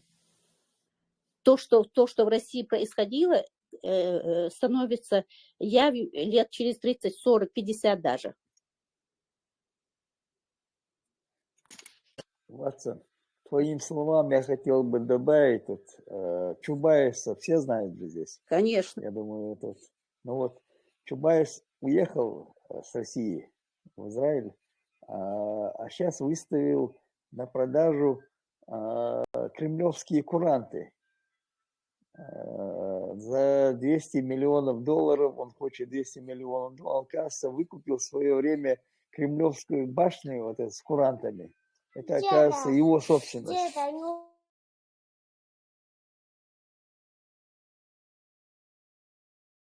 Просто для информации, там, чтобы посмеяться. То ли еще будет. Еще неизвестно, что они выкупили, что распродано. Неизвестно еще, сколько распродано нашей территории.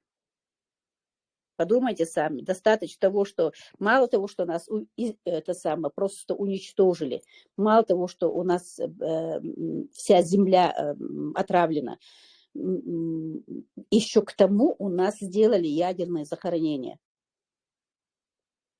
Это же какое издевательство? Это просто, что с ними разговаривать? Они просто к нам относятся уже как к нулю. Они знают, что мы постепенно вымрем. Так что это была очень страшная несправедливость. Мы даже не знаем, насколько жестоко все это было. Потому что уцелели, потому что те, которые были свидетелями каким-нибудь очень страшным событиям, эти свидетели не уцелели даже.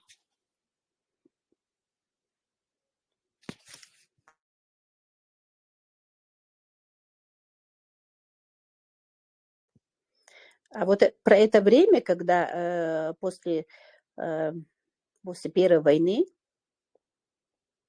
когда Масхадов был избран президентом, да, народ проголосовал за Масхадова, потому что наш народ всегда стремится к демократии. Ни Яндарбиев, ни Шамиль Басаев не получили голосов на этих выборах. Больше всего получил Масхадов. А Масхадов получил в подарок республику уже зараженную этим экстремизмом. Она была уже заражена. Люди действительно, все, кто воевал, все разбежались, создали какие-то бригады, команды и все такое. И такой армии, единой армии не было. Были кучки вооруженные.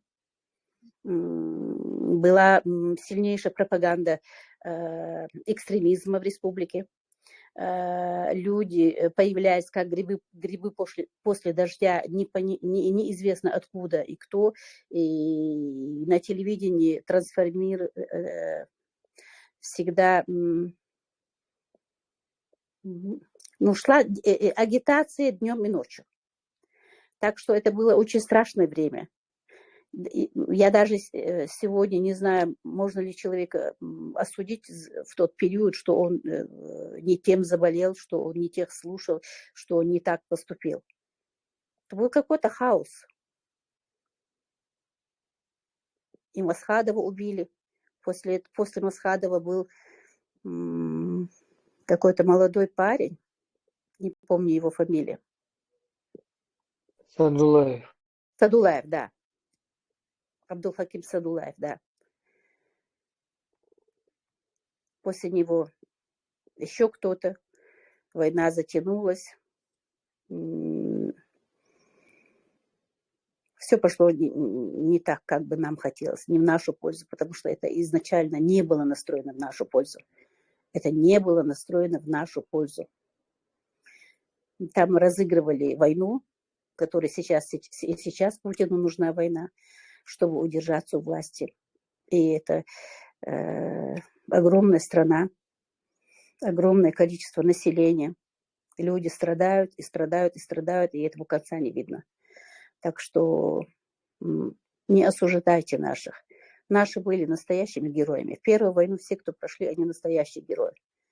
Будут времена, когда про них будут песни слагать, былины писать и приводить в пример. А потом, чтобы вот эта вот победа на основе этого чеченского героизма, вот эта победа всем мешала в России. Этого они не могли пережить. Они на самом-то деле потерпели и политическую, и военную поражение потерпели.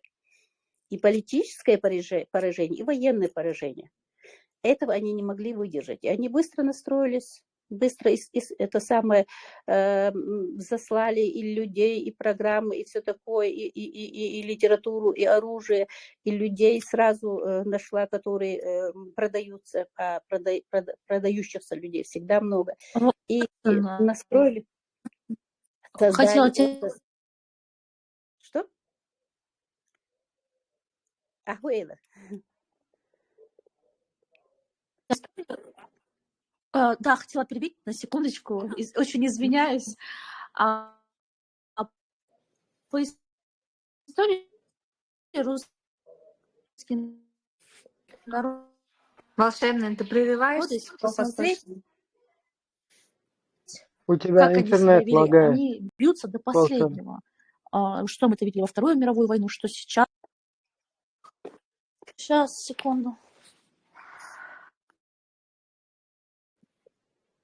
Ты сказала по истории, волшебная? А по истории, знаешь, я когда школьницей была, по истории ни слова не говорили о том, что нас выселяли. Вы знаете, что по программе, по учебнику истории в это время говорили о том, сколько заводов построено, как завод работает, сколько мы чего выпускаем, что перерабатываем в Чечне, в Чеченской Республике. Никогда ни одного слова про чеченцев. А сейчас также запретили наши 2 войны. Сейчас в истории нет нигде никаких намеков на русско-чеченскую войну 1994-96 года, тем более нет никаких намеков на Вторую чеченскую войну. Этого тоже нет в истории. В истории есть только победы российские и о том, что Россия никогда ни на кого не нападает, что Россия всегда защищается, почему-то так хорошо защитила, что заняла полмира. Так что то, что в истории, и то, что в жизни, совершенно разные вещи. Я был в этом чеченском музее в Грозном. Чеченский музей был. Музей Ухтигаю. Я в музей вошел, там вошел, был там, что для про выставку ничего не было, а вот Лохотовский, ну, по нашей истории, даже Лохотовский, вошел там, что выставка и дальше. У них всегда задача, программа такая, взрослое население истребить. У меня кот тут тоже включился в разговор. Взрослое население истребить, а детей перевоспитать на свой манер. Вот это всегда у них было. И точно так же мы, когда маленькие, мы тоже ничего не... Пока родители ничего... Все, иди сюда. Пока родители не расскажут, что происходило, что и как было, мы, например, тоже не знали. Что было выселение, почему выселяли, что это было. А во время выселения нас неправильно признали. Говорите, выселение, не выселение. Это была казнь. Нас посылали в один конец. Мы должны были туда вернуться. Да, мы умудрились просто там выжить. Никто не ожидал. Если бы не Авторханов и его друзья, которые в ООН выступили конгрессменам, рассказали все, как было, и там не выступили в ООН, нас не вернули бы вообще до туда.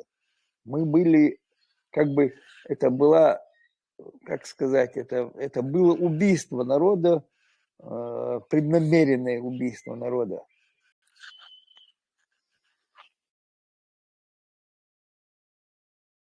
Выселяли, это как бы посадили в вагоны и куда-то отвезли, понимаете, в дома отдыха. Нас не выселяли, нас на убийство выслали в феврале месяце и выкинули в поля. Чистое поле, дали лопаты, и там копали люди, в землянке копали, в этих землянках выживали. Мы потеряли за время, за 13 лет мы потеряли 50 или 60% своего населения. Ну, ради справедливости надо тоже заметить, то, что Ваядыр выстрелил, много и других народов выстрелили, самих русских тоже сколько в ГУЛАГ отправили. Это Советский Союз, кровавый красный террор, он всех коснулся. Там русских не выселяли, всех русских, нас весь народ подорвали, и тех, которые воевали на фронте, ихних родственников, как врагов народа взяли, объявили, что мы хотели немцам подарить лошадь золотой сбруей. И взяли нас, это как евреев немцы загнали в концлагеря. То же самое с нами сделано. Это просто под открытым небом окруженный. Нам не разрешалось из деревни в другую деревню к родственникам пойти. У меня там по линии деда, его брат, вся семья погибла. Осталась только одна дочка ихняя, младшая, которые лежали, они все 6 трупов лежало. И среди них вот эта девчонка оставалась, самая маленькая, живая была. Тут один вопрос. Врагов какого народа? Как будто чеченский народ душой и телом хотел бы быть в составе этой недоимперии. Тут какие враги народ? Тут 400 лет геноцид, убийство, не знаю, все, что возможно над этим народом всегда. Вот со времен создания этой недоимперии наш народ был против этой империи. А тут нам говорят враги народа. Какого еще народа? У вас народа никогда не было. Короче, этот сброд какой-то.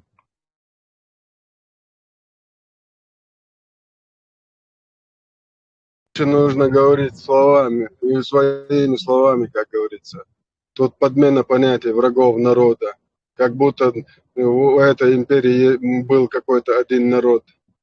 Вами этими, не знаю, образованием всегда рулит тот, кто сильнее, тот, кто, не знаю, извращение убивает людей. Сталин, что, русский? Берия, русский? Путин, не знаю, Ельцин. Кто это люди? Какие русские, что ли? Это весь сброд, нечисть, вся, которая может быть на этой планете Земля, идет туда и управляет этой биомассой. А эти послушные, как бараны, слушают. Но вопрос не в этом.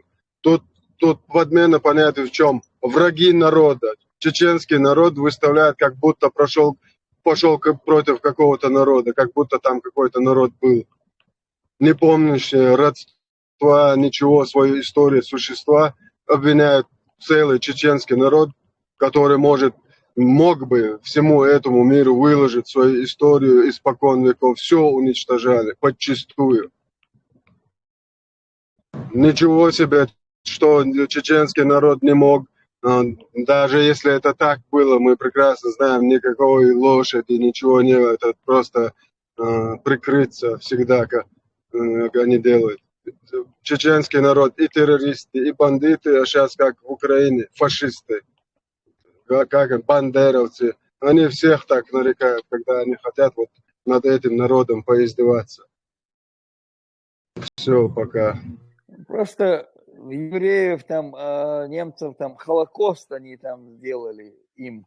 А здесь весь народ Холокост сделали.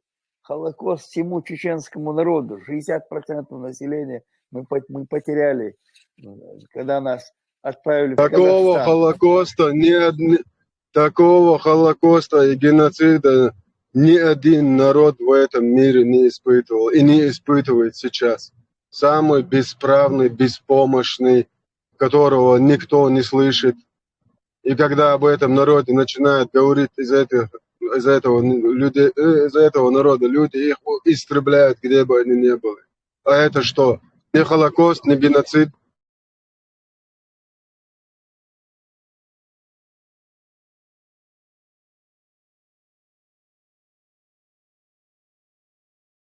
Говорил миллион первый.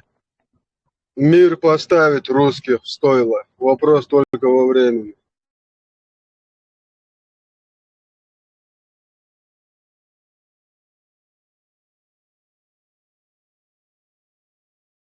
Это не русский бог, это тоже неправильно. Этот русский народ выбирает этих извергов себе на голову, себе во главу. Они любят это дело. Этих извращенцев выбирают, всегда выбирают этих извращенцев. Они же любят кнут, они же любят, когда ими управляют, им нравится вот это, я не знаю, какие-то, как их называют, захисты.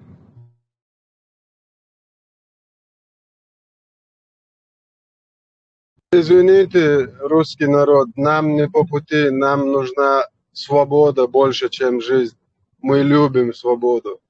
У нас в генах свобода, это привито нашими предками. Оставьте тех хотя бы, кто с вами не хочет в одной этой гребаной лодке сидеть. Наш народ всему миру доказал, что нам не по пути. И никогда мы не сможем жить в одном доме. Потому что у нас разные пути, разное мышление, разный менталитет, разная культура, разный язык совсем. Вы нам навязали эту гребаную кириллицу, которая вообще нахрен не идет с нашим языком.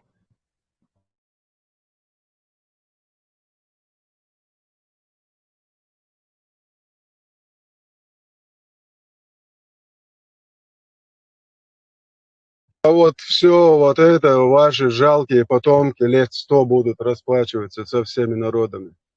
Вопрос только во времени. И мы в этом не сомневаемся. Вообще. Вы не лучше немцев, и чеченский народ не хуже евреев. Я вам так скажу.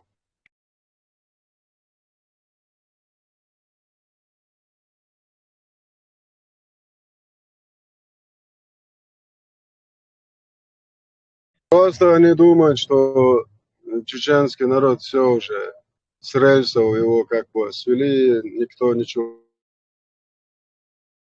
Лет через 50 так все забудут и будут думать, что мы всегда жили мир, любовь, жвачка. Но не тут-то было. Тут из уст в уста передают историю. И героев, и предателей, и все остальное.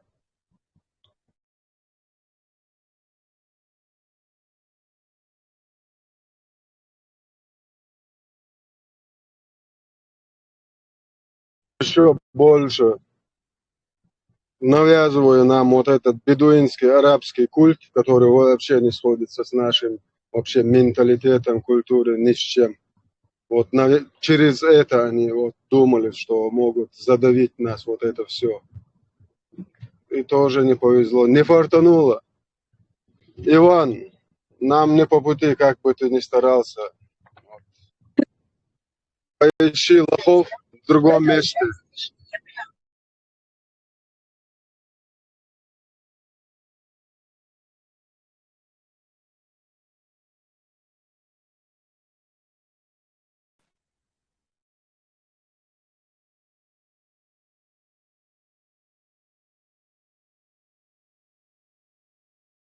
Чеченский народ никогда не смирится с рабством. Под любым соусом, под любым, не знаю, идеологическим, не знаю, под любым политиком. Как бы вы этого не хотели.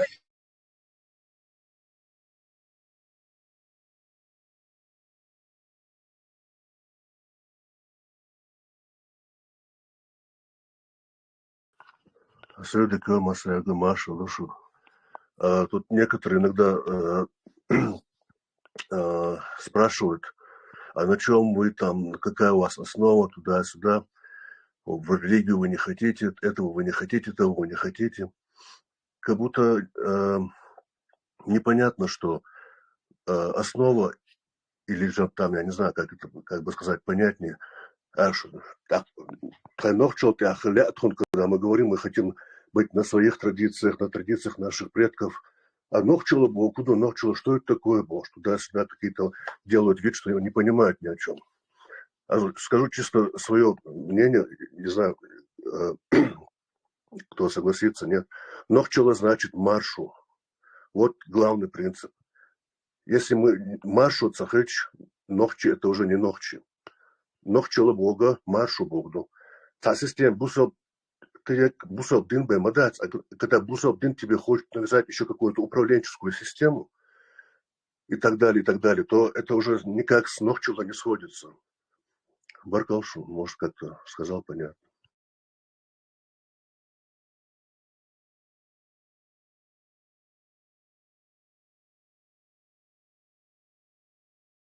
Доклетта görüşeceğiz.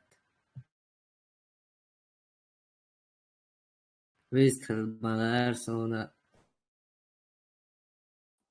Чат около 2 часов. Юма чусою мадирата шоплодуна. Eller muastra bäst målet av Шулевна. Муса, Маш, Фохел. Кажется, тебе по теме есть что добавить.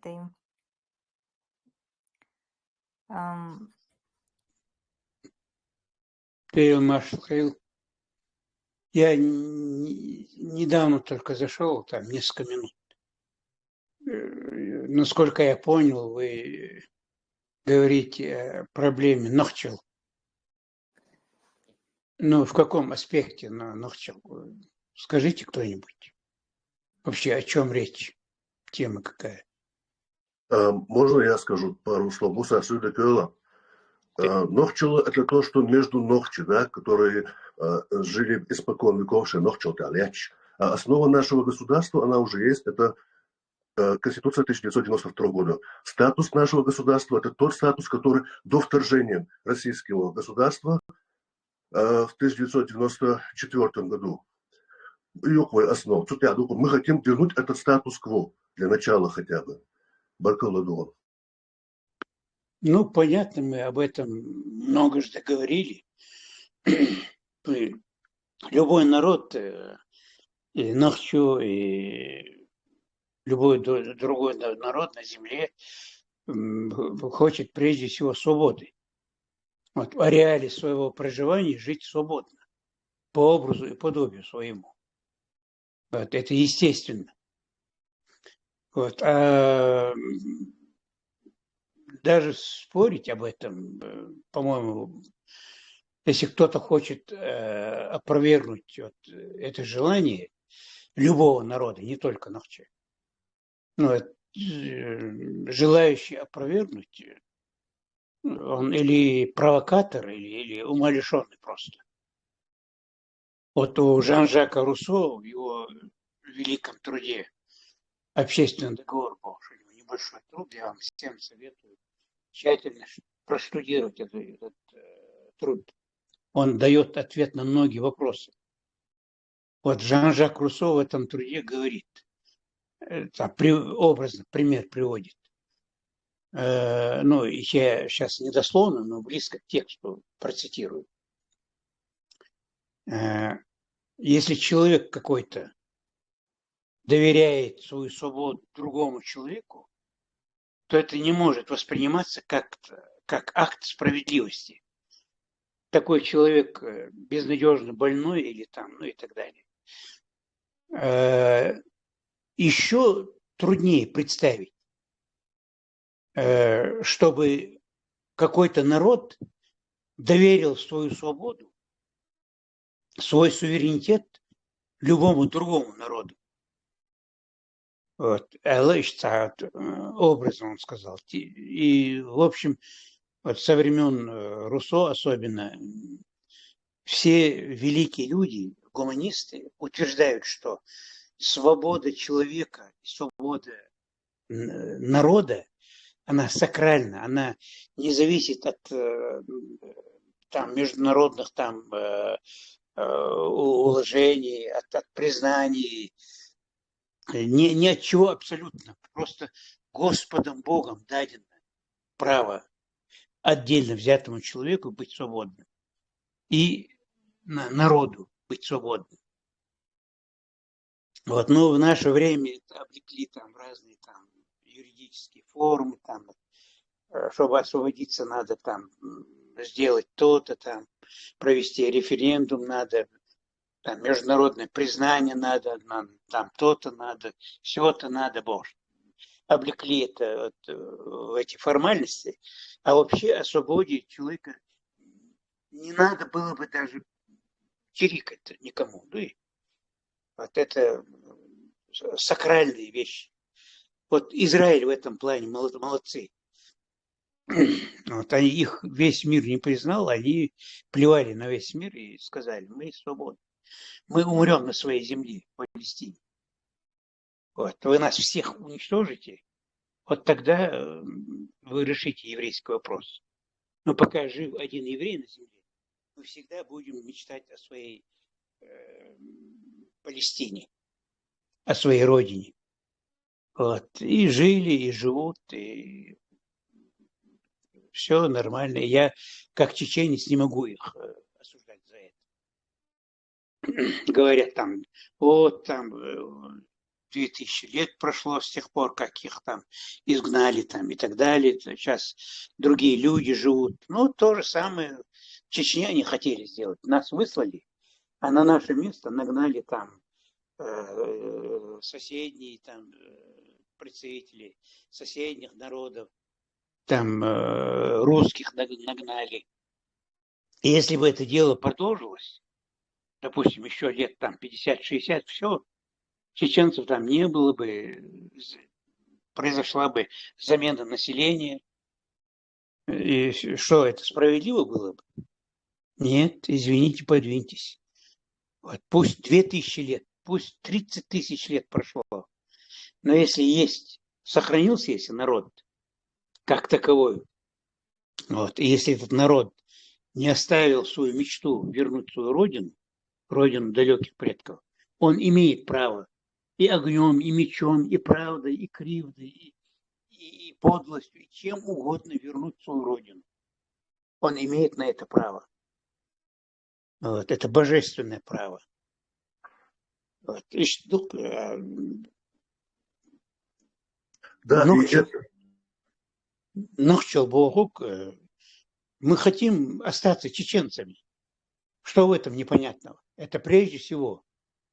Мы были до ислама, мы будем, и сейчас мы продолжаем быть, и сквозь века промчимся, как говорится. Ну, и мы останемся чеченцами. Вот некоторые пытаются, особенно спецслужбы России, да и некоторые другие спецслужбы пытаются вот религиозными вот этими делами растворить национальное сознание. Особенно в этом усердствуют российские спецслужбы. Внедряют секты там разные там и так далее. Там, это нельзя воспринимать всерьез. Я вот вчера говорил, сегодня повторю, у вас я говорил вчера тоже. Любая религия, ну, для нас близкая, там, близок ислам, любая религия должна освещать национальный дух, национальный быт, национальную историю. Освещать. Не от слова свет, светить, а от слова святость. Делать священное, сакральное. Вот ислам должен освещать наше желание вот, быть свободным, быть нахчу. Поэтому нахчал это прежде всего.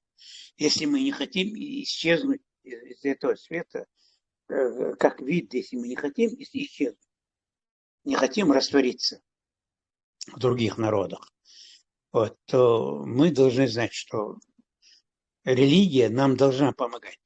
А все, что не помогает этому делу, вот, это надо просто пропускать по меньшей мере. Ну и вот, ночью Бог, это великое дело, дал засомневаться в этом деле. Да? И у меня сегодня температура высокая, я не могу сосредоточиться. Муса, бюстик Юэля. Тут девушка задала вопрос о 90-х, 2000-х годах в этот период истории нашей. Вайсан Баккинаш, они не помнят, и я смогла только рассказать немножко о том периоде до смерти Масхадова. Вот после Масхадова, вот это вот религиозное мракобесие, когда у нас началось вот этот вот период Второй войны и послевоенный период, как Кадыров пришел к власти, вот об этом периоде немножко можешь рассказать?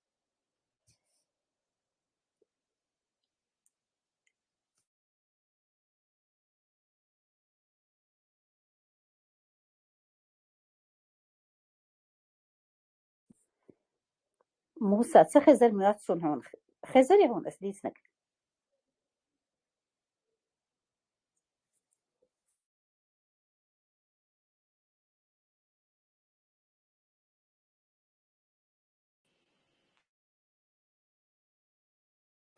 Не слышно, видимо, тебя. Температуру еще больше, или давала ты телефон. Вот, я включил, сейчас сообразил. О периоде президентствования Масхадова. Да, после Масхадова, Муса, после Масхадова. После Масхадова. Вот этот вот период религиозного мракобесия у нас. Мракобесие у нас началось в период Масхадова именно.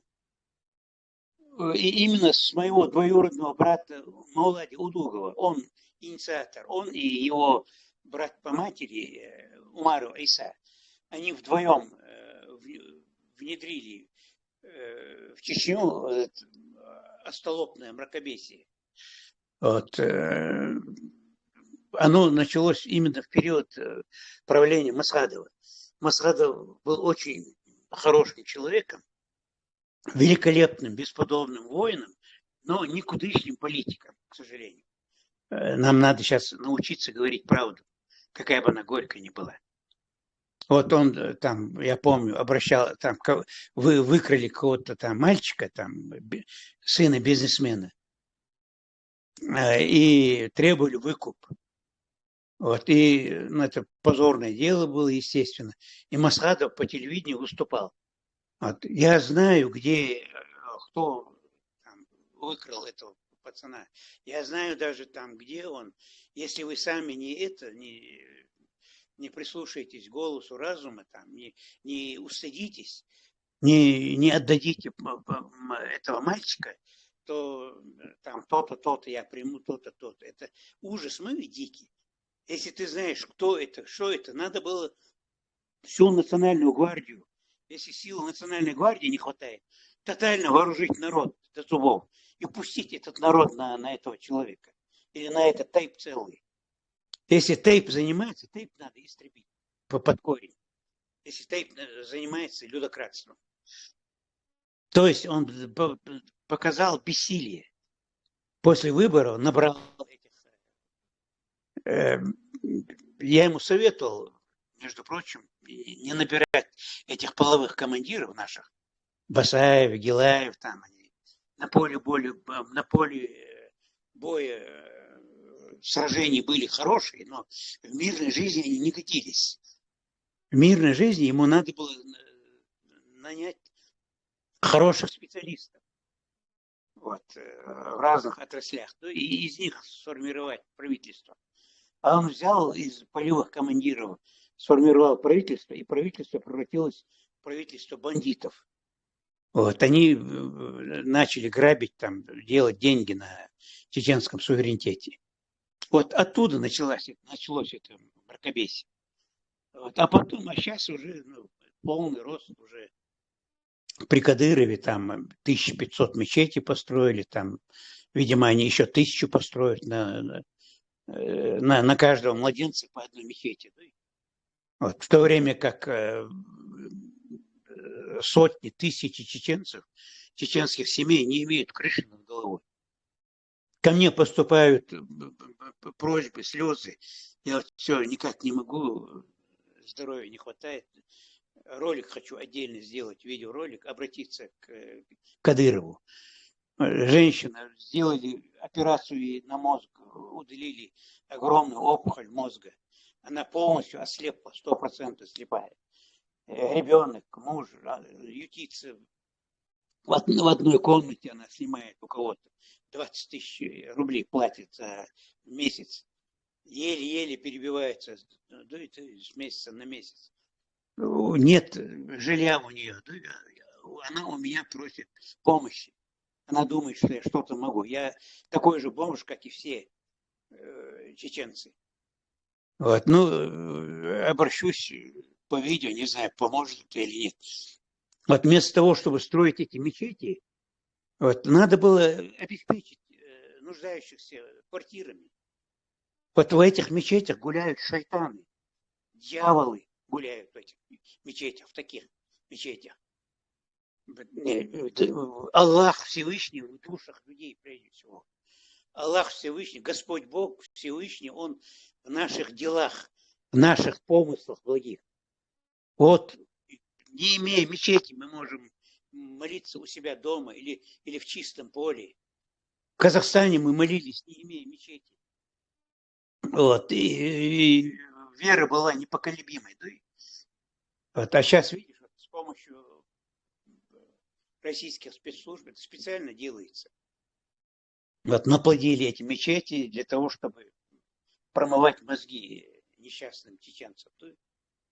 Вот, строительство одной мечети, средства, которые там потрачены на строительство одной мечети, можно было бы построить 100-200 квартир типовых, там 2-, 3-, 4-комнатных.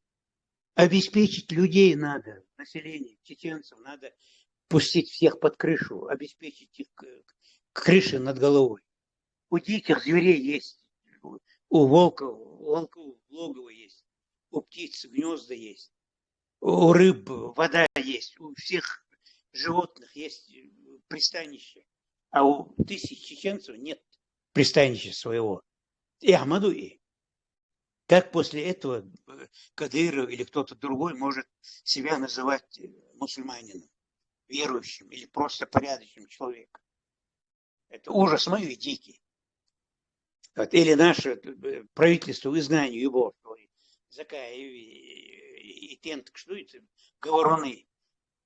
Вот, и геноцид. Какой геноцид? Кто признает геноцид? Кому нужны чеченцы? Кто мы такие, чтобы признали наш геноцид? Евреи, которые имеют банки, средства массовой информации, войска, весь мир взяли за глотку, евреи не могли добиться признания геноцида до 1980 какого-то года, по-моему. Евреи не могли. Мир отрицал геноцид. Хотя действительно был геноцид. Евреев там убивали по национальному признаку, сжигали в печах, там, гноили в Бухенвальде, Дахау там, и так далее. И то евреи не могли. Как мы можем? А вот мы вообще дица даже. Это между делом можно говорить об этом. Я их призывал, Закаев, Ханятин, Идигов, во главу угла поставьте вопрос о признании чеченских беженцев, чтобы нас не мурыжили здесь, на Западе хотя бы. Ну и Здесь тысячи чеченцев скитаются по Европе без всякого статуса. Женщины, мужчины. И Ахмадуи. Чеченцы единственный народ, который не имеет сейчас родины. Наша родина растоптана, оккупирована.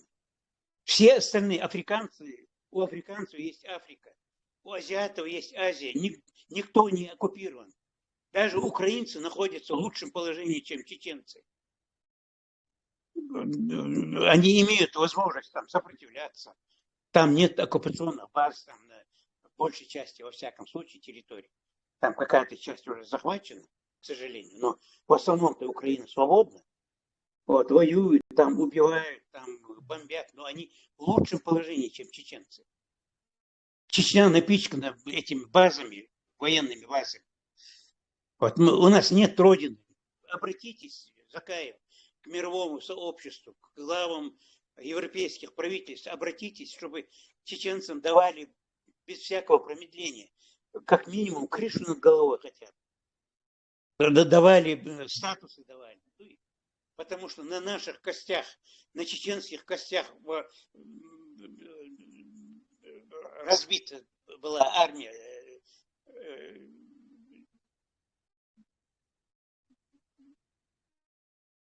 Извините, я сейчас чай выпил глоток. На чеченских костях была ослаблена страна, которая является вашим конкурентом, врагом Соединенных Штатов, врагом Объединенной Европы. Вот мы заслужили ваше внимание, вашу милость. Вот, Али, я здесь, я им подсказал, как писать, что писать. Если они обратятся ко мне за помощью, я им и текст напишу, пожалуйста. Но у них много, умнее меня в 1000 раз сам есть люди. Вот, говорливый, писучий. Но они шариат. Пусть, Они шариат строят. пусть они обратятся. Но они, видишь, и они тоже ослеплены под этим. Ну, они, правда, не фанатизмом, а у них корысть одна. Вот, но они тоже размахивают исламскими знаменами. Шариат, шариатское правительство. Оставьте в покое шариат, шариатское правительство. Сакаев. Займитесь делом, займитесь беженцами. А че нет, они вот сейчас шариат пытаются. Этим самым, кстати говоря, отпугивая цивилизованное общество от чеченских беженцев в том числе. Вот, так что положение ужасное, что дома, что здесь за бугром. Вот, нам сейчас... Все, я закончил, ладно.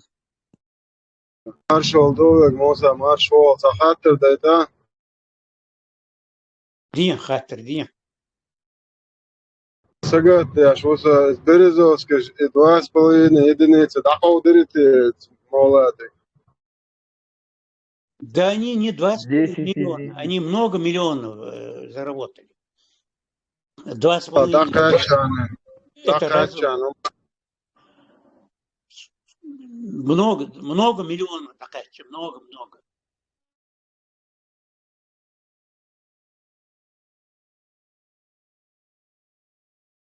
Был хамса бирцой качет веч.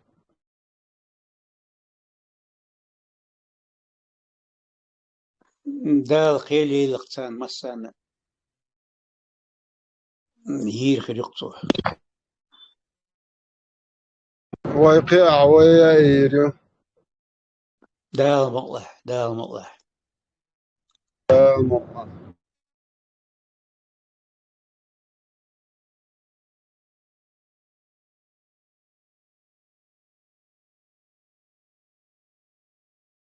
خودنه انده ای محچوز واش واقع نه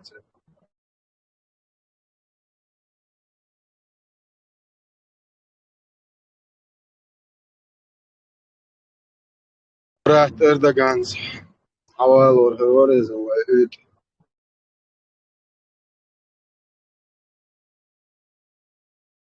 Но мы не показываем себя цивильными людьми, к сожалению. массово. قيمة تدو там, что дома творится, это даже не средневековое, а рабовладельческое общество. Они анклав рабовладельческий создали. Внутри Северного Кавказа даже. Над нами смеются все. 16-летний сопляк, ну и миски кант сизваш, ну и обвешали его там этими орденами, медалями там. Мир смеется, мир гогочет, ну и от смеха. Пуп надрывают от смеха, ну и вот, там этим занимаются, здесь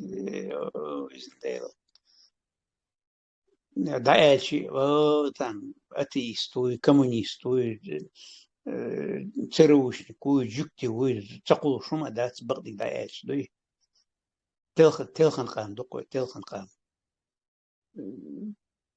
Тел висхолуш, делша, дарб дейла койнис индейл.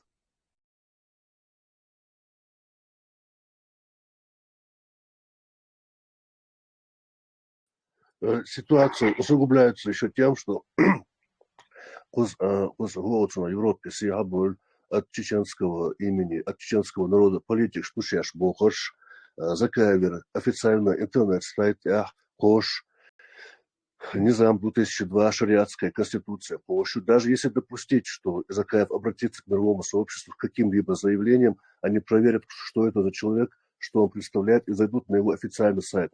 Увидят, все прочитают, все, с ним все понятно. Потом идут дальше. Кто там еще представляет себя от имени чеченского народа? Идигов.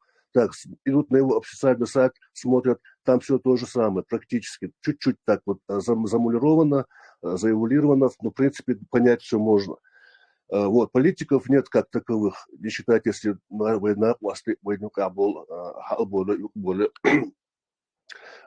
политиков нет, дома опоры тоже нет. Практически каждого из нас дома, если кто-то, допустим, даже объявится, там какая-то группа людей, допустим, как ЧДП, массово выйдет, шаюах наш гоч, герганах бывает так. Так, сун свой арвел принести себя в жертву, не составляет, в принципе, никакого туда, эти вот долдишку, но так, таблочан, так, и довольно рhodzik эту так, царегам будет, и эти вот он жертвует всем, но в любом случае, царгин, вы бог к бубошму, нах бас цар хауса, нах цахал бойчек, ашулил, вы мацквально ногче кому исламский подчал, мацквально ногче кому шерп судыш маслина признать, и что вечер. Если мы сами себя лечить не начнем, я не знаю, нас мало обратят внимание, мы сперва должны разделиться, кто что и зачем, кто мешает нашему, как бы сказать, угр халдол яшвик, харвен гаспеш дакитино заслоншу, кусхабяка политик шушеш мошмол, исламский государство дакех мошмол. Це европейский политик, бейше бабас ладьодец, это что подставной европейский политик, шербу гаспеши там, тон, это ролик шош, хачуку шкурочки на аре, там за кафедрой где-то еще в Японии, там ролик нам снимут, якобы они там на какой-то международной, там, я не знаю, встречи, 5-10. Но это же смешно просто, это просто, я не знаю, какой-то я даже не знаю, как назвать, подобрать слово этому невозможно. Кощунство, издевательство просто. Так, я как что вижу тут? Заявлять теж. Муса, дерес, хочу, хочу бакош, векома бакош, так веловец, хайбуал дик боиш, хайсаг волдон, хочу вордваш ола ситуация, хаюца, квац, вышварт, подаруя, посадяка 300 тысяч адам надувы. Вот эрдячкина, вейгут лилваш по Европе, а кови сагмалацер, Абдурахман Автурханов, Цунмасица, кови на посты. И они чего-то добились, они добились результатов.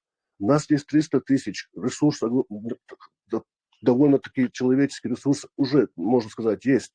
Есть какие-то грамотные, образованные люди, которые готовы стоять за свои права. У нас полное право иметь это независимое государство по международному праву. Там все прописано. Мы как национальная единица прописаны в международном праве. Там статьи. За это просто бороться, доказывать образованным, сведущим людям из нашего народа.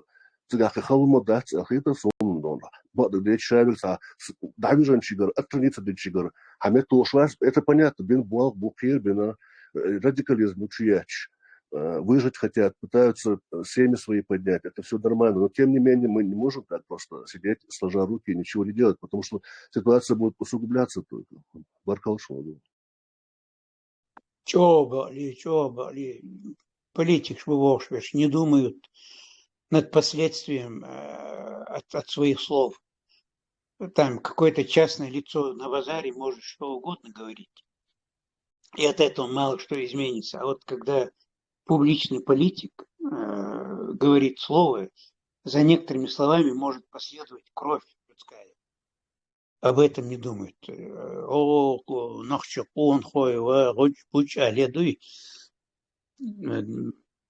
Пытаются воздействовать на самые низменные чувства, которые есть у любого народа. Этим самым компрометируют народ прежде всего. До нужд конкретных там своих земляков, соотечественников, Бала бац, а не Цирчана бац, Кузарчан вообще бац. Я знаю, мне много поступает там смс-ок, молодые парни, которые сбежали от мобилизации, здесь не дают позитива нормально, вот, пытаются выгнать их там, опять депортировать в Россию. А если их депортировать, их сразу заберут на украинский фронт. Вот, или посадят в тюрьму на большие сроки. Вот, поэтому надо было этих парней спасать. Женщин много у нас, которые зависли, у которых нет никакого статуса. Вот уедут они домой, над ними тоже будут издеваться. Вот конкретные проблемы, что они решить не решат. Закаиваться, самоться, они балабаться. Докком, яцахетер, докком, суверенитет, армию он создает. Какая у тебя армия? Хую, если ты ближнему не можешь помочь, не пытаешься хотя бы помочь. Армию говорю. И геноцид признать, миноцид признать. Хуются, тоже куром насмех. И кегу долго. Да он вообще льет, вся команда, и он льет воду на российскую мельницу. Сан Юшевич Буков.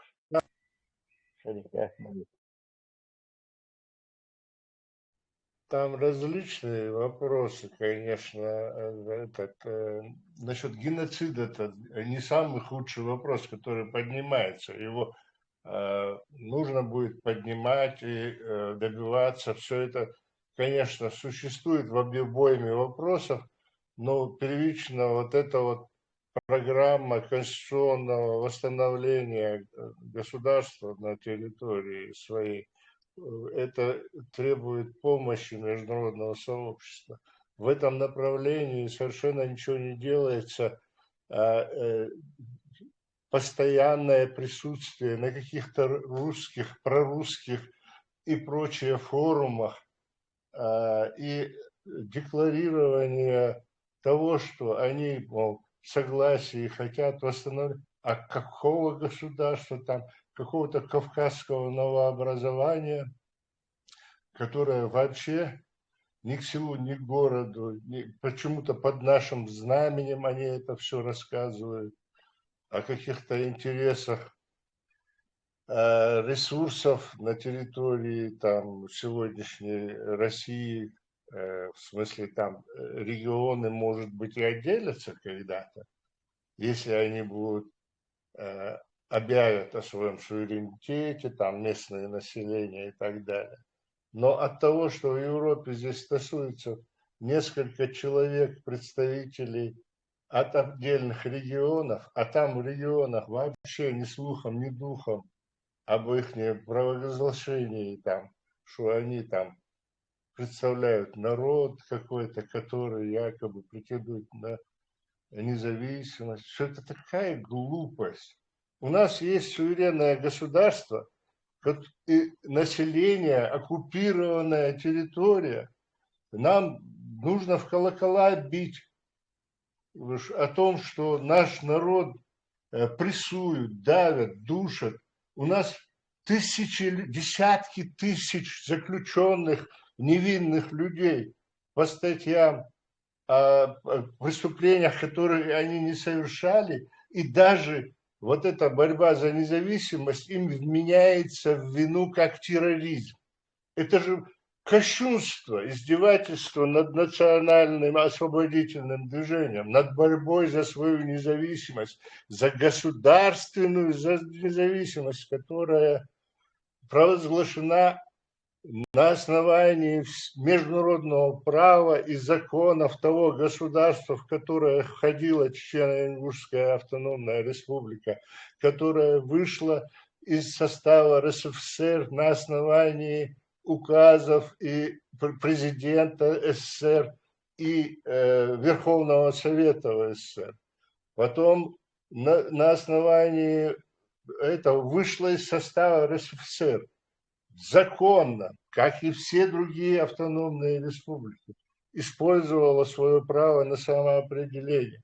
Вошла в этот состав Советского Союза как союзная республика, 16-я. Проголосовало население, что они согласны в составе Советского Союза оставаться на референдуме всесоюзном. Этот референдум не успевает, чернила на бюллетенях остыть, а эти трое в Беловежской пуще распускают, значит, разваливают этот Советский Союз. В сущности, ладно, развалили там, зачем было делать опрос, но тем не менее, как, кстати, большинство граждан Советского Союза проголосовало за то, чтобы оставаться в составе Советского Союза. Советский Союз развалился. Чеченская республика стала абсолютно независимым государством на основании международного права, пользуясь всеми законами вот этого вот советского государства, хотя вот эта империя изначально, еще в царские времена, Российская империя захватила, оккупировала и терроризировала это население нашей страны на протяжении сотен лет. И тем не менее, все равно мы выполнили все требования международного права, и на основании этих вот прав стали независимым государством. Уже декларировано, уже мы в составе в ООН присутствуем как непредставленные, в смысле, непризнанные народом, государство, да, его теперь осталось только дипломатическими нотами с каким-то одним, вторым, третьим государством обменяться, послать посольство, консульство, там, обменяться. И все, мы признанное государство тогда. Пока этого нету, мы в ООН как непризнанное, но все равно уже все государство. Выборы у нас, ладно, там, война первая, там, все, кровь, пот и слезы. И тем не менее, мы выиграли эту войну. Мы заставили сесть этого монстра, преступника этого за стол переговоров и подписать договор между государствами, мирный договор. И вот этот вот пакт нарушен не нами, хоть там взрывая 10 тысяч домов, ФСБ и прочими спецслужбами России, хоть они что бы ни делали, и даже если бы преступники эти были представителями нашей, нас чего не было, и чего никаких следов не вели ни в какую Чечню, как они там сочиняли. Ничего этого не было. Ничего, ни одной буковки не доказано.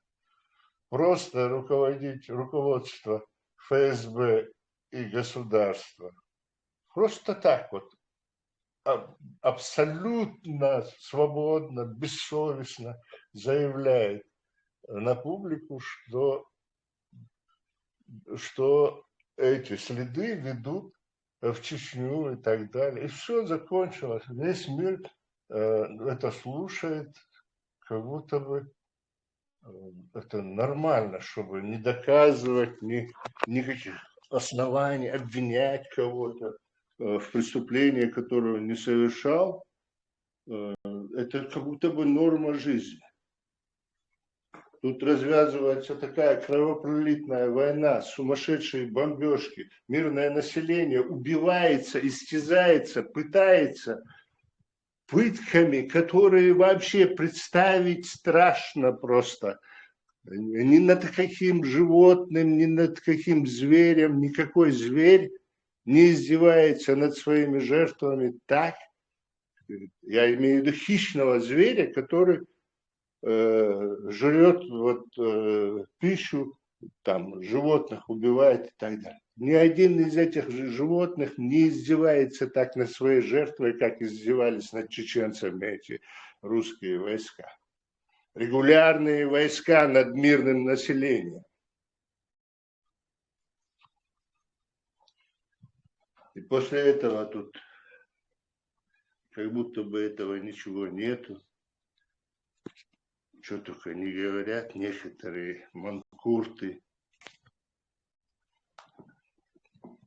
Что там говорит об этих политических, в кавычках, деятелях, которые неизвестно какие цели преследуют, только не восстановление законного государства на основе конституции своего вот этого, на демократических основах, вот этого прекрасной конституции вот этой своего государства.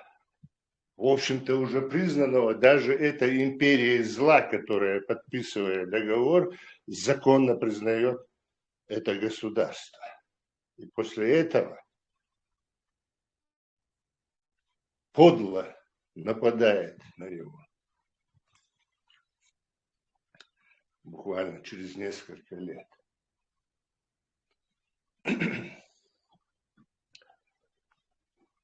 Ну, тут вопрос-то стоит о другом. Вопрос о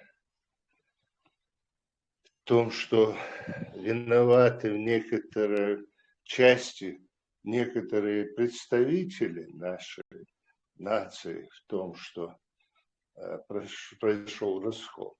Изначально и глубоко в корне идет раскол из спецслужб и вообще от империи зла с самого начала. Ну, там спецслужбы разрабатывают вот эту программу, вот эти вот религиозные дела, все это. 1000 раз уже говорили мы о том, что тоннами шлется вот эта литература, все это целенаправленно делается, строятся эти мечети, то, другое там. Это дело такое. Это видно невооруженным глазом. Но когда ты видишь вот эти изначально, кто стоял у истоков на территории нашей, кого вооружали российские вот эти вот спецслужбы и так далее, кто превращался в этих бандитов и так далее, то выясняется, что вообще, представьте себе, вообще, может быть, никогда в жизни не молившиеся люди говорят об исламском государстве. Тогда, когда еще вот это радикализировано не было наше население. С Москвы приезжают некоторые фрукты и говорят об исламском государстве. Потом бандиты какие-то появляются, опять же, это из той же столицы. Такие супермусульмане и так далее. О мусульманском государстве. А народ еще ни сном, ни духом. Так живет своей жизнью. Все нормальные чеченцы. Там есть и там и исполняющие там религиозные обряды, и не исполняющие. Ну, по большому счету, все мы мусульмане, так все это просто. Никто никого не спрашивает, ты молился или не молился, там, как Дездемона перед тем, чтобы ее придушить. Все же живут спокойно, это его личное дело, отношение к религии и так далее.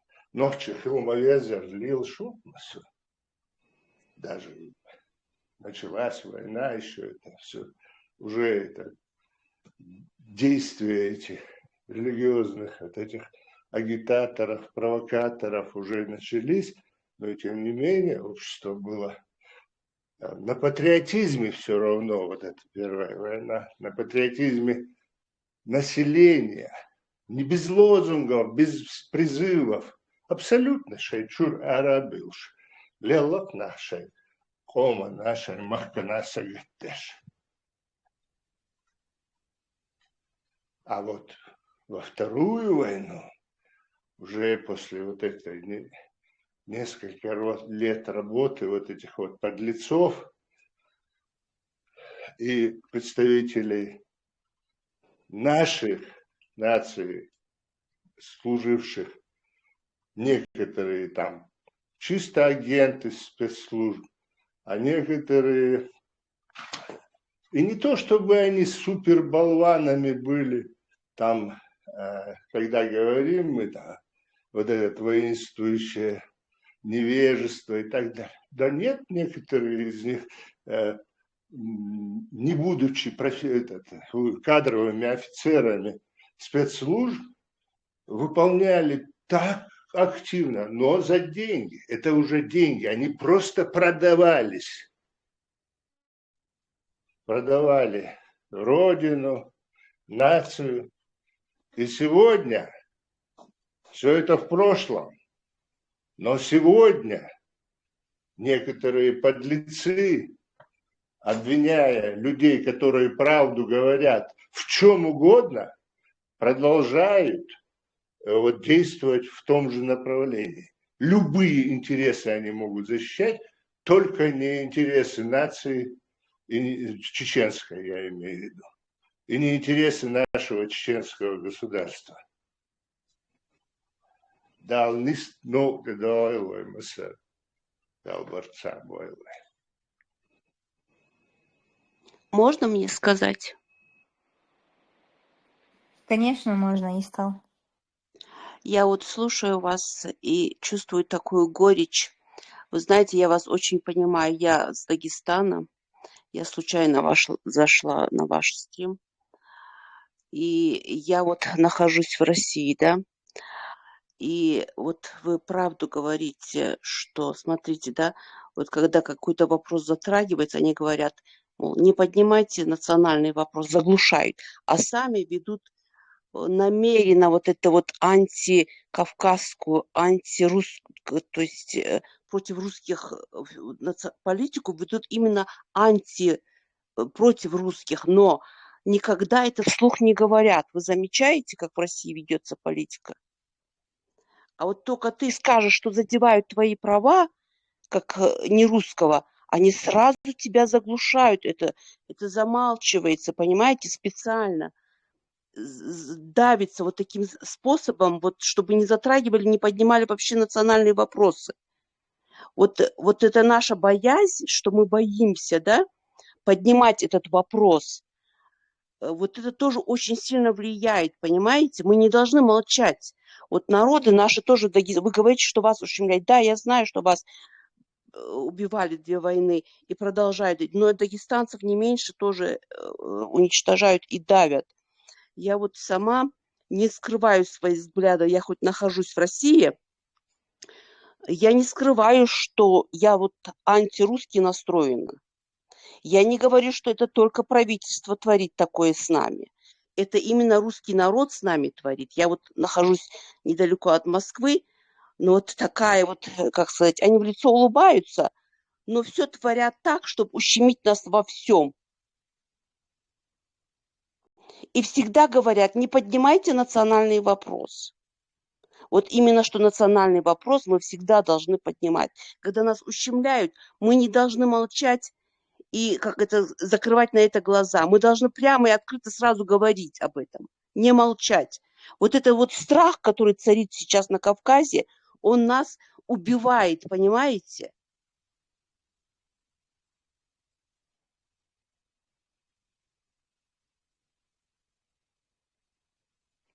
Меня слышно? Да, мы вас слушаем. Да, хорошо вас слышно. Машиол, добро пожаловать. Очень правильно, хорошо высказались. Вот, я хочу сказать, что наши народы до того задавлены, они в таком страхе, вот они боятся даже говорить что-то, понимаете? Я вот когда что-то говорю открыто, меня вот вообще никто, ни соседи, ни родственники, они все вот это вот избегают говорить эти темы, понимаете? Вот этот страх заковал, и поэтому они нас, чем больше мы боимся, тем больше нас гнетут. Вот это вот не понимают, что ли, я не могу понять. Или страх так заковал всех, что вот прям, я не знаю, вообще не понимаю вот народ. Я виню наших самих людей, понимаете? Лицемерие, страх и вот это вот приспособленчество, чтобы как-то вот, знаете, обойти эти проблемы, сделать вид, что это его не касается, выбиться любыми путями наверх. Вот это вот в наших народах это есть. Я вот презираю за это именно, что приспособленчество вот это вот в наших народах, которые, вот вы знаете, не осуждают, даже не осуждают у нас. Я ни Не с кем не общаюсь. приписывайте нам черты, которые, значит, нам навязывают насильно. Наш народ загнан в угол. Вы же сами говорите, что вы не можете проявить свою сущность, потому что вы загнаны в угол. Даже вы, которые находятся на этой территории, я что как вы раз там идентичность нашу смешиваете с остальными народами. Нас преследуют по национальному признаку во все времена знакомства с этой Российской империей. И вы хотите там о чем-то там... Подождите, вы хотите сказать, да, вас, я знаю, что вас преследуют, но нас также преследуют. Вы говорите, что нас не преследуют? Меня, можно я мешаюсь? Не преследуют в смысле русскоязычных или русских? Я не совсем Я из понял. Дагестана, я не русская, я из Ну, Дагестана. из Дагестана. Нет, дело в том, что Дагестан это название как бы местности. Там есть и лакцы, там Я есть... Рутулка из Дагестана, ну, Юждаковская. Я не буду про это нацменьшинство говорить, но если по большому счету, если взять русских, как бы титульная нация, почему титульная называется, этому есть причина. И если взять остальные нацменьшинства, то есть коренное различие, когда убивают русских и когда убивают нацменьшинство. Между этими двумя действиями есть огромная разница. Хотя вроде бы несправедливо убивает, или не знаю, никого нельзя убивать, никого нельзя несправедливо убивать. Но в России, что в царской империи, что в советской ипостаси, что в нынешней российской бандитской малине, никогда русского не убивали за факт, что он русский. Не только не убивали, но и вообще не преследовали, не штрафовали, не останавливали, не подвергали каким-то любым малейшим даже ущемлением, говоря, что вот ты русский. А обратное с остальными меньшинствами происходило постоянно, перманентно. Вот даже сейчас вот произошел этот такой фальшивый теракт в Москве. Эти ФСБшники, ОМОН, они тут же увидели на вокзале стоящего какого-то чеченца, бородатого, молодого человека, тут же его присанули, запытали и убили. Да, вот Они как вот эти как нацисты в 40-х годах, которые как Вот, убивают евреев. У нас это сейчас происходит, представляете, что вот. И человека меня поражает, что все молчат. Это вот тихо вот воспринимают, как будто, знаете, это так обыденно, понимаете, стало убить не член. молчат, потому что действует пропаганда. Нельзя сказать, что русские какой-то особый народ, там, особо жестокий, вот их такими сделали. Обстоятельства, пропаганда, это уже там понятное дело, короче. Но их сделали такими не просто на чем-то, а вот им за какую-то замануху дали. Сказали, что вы такой великий народ, раз, что вы обязаны, или, скажем так, у вас миссия вот захватить эти земли, вы должны гордиться вот такой большой страной, там какой-то супер истории придуманной, это им придумали мифическую историю, которая полна лжи. И на этой базе они вырастили вот это чудовище. В каждом русском сидит вот это великодержавное шовинистическое русское чудовище. Знаете почему? Вот знаете, как вот этот шовинизм, как сказать, взрастили. Русский – это государствообразующий народ, да? И вот как вот негласно считается, что он высшего сорта, да, среди нас. То есть он чувствует... Титульная нация. Он чувствует себя всегда выше нас. В любом случае, при устройстве на работу, при продвижении, конечно, он будет, как сказать, отстаивать целостность этой страны, потому что он здесь высшего сорта человек, а мы второго, третьего и четвертого, да, сорта. Конечно, он всегда заинтересован в этой империи. Не совсем это так.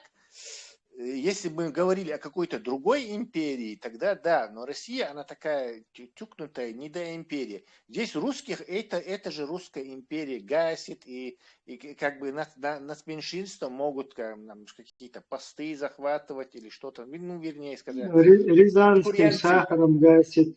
Да, зарабатывать в конкурентной борьбе даже русских на бытовом уровне, выпихивать там, короче, или те же самые евреи, которые пронырливые, умные люди, которые занимают вот тут теплые места, там все миллиардеры почти что евреи. То есть дело не в этом. То есть у русских на самом деле в России есть только вот единственное вот это право, или я не знаю, как это называть, гордиться своим величием. Все, там, нет унитазов, нет. Я вот сейчас просмотрела фрагмент, женщина, там не русская, с Кавказа видно, она где-то в магазине, и продавец, покупатель ее, видимо, чем-то разозлил или оскорбил, и она ему грубо ответила. И там комментарии, вы бы читали бы эти комментарии. Вот знаете, вот по этим комментариям можно понять и суть народа. Это бытовуха, В России я бы не сказал, Разве не какой-то манкурт. Это вот именно что... Если вы позволите, я все-таки одну реплику по поводу вот того, что обсуждается. Тут было сказано, что титульная нация в государстве, государствообразующее и так далее. Мы бы хотели уточнить, и чтобы вы поняли, что мы являемся, чеченцы, являемся титульной нацией в своем государстве, суверенно-национальном государстве. Наша территория оккупирована империей. И на этой территории чинятся беззакония, там чиновниками и значит, и средние руки, силовыми структурами российскими, кто бы ни занимал эти посты, должности, выполняется программа российской вот этой вот федерации на этой территории. Идет тихий и скрытый геноцид. Там руководствуются законами Российской Федерации. Там выполняют они, не выполняют. Если бы не выполняли там указания из Москвы и Лубянки, то там моментально применили бы любые силы, любые силы, для того, чтобы массовые были бы казни, убийства, что угодно там было бы. И это есть там.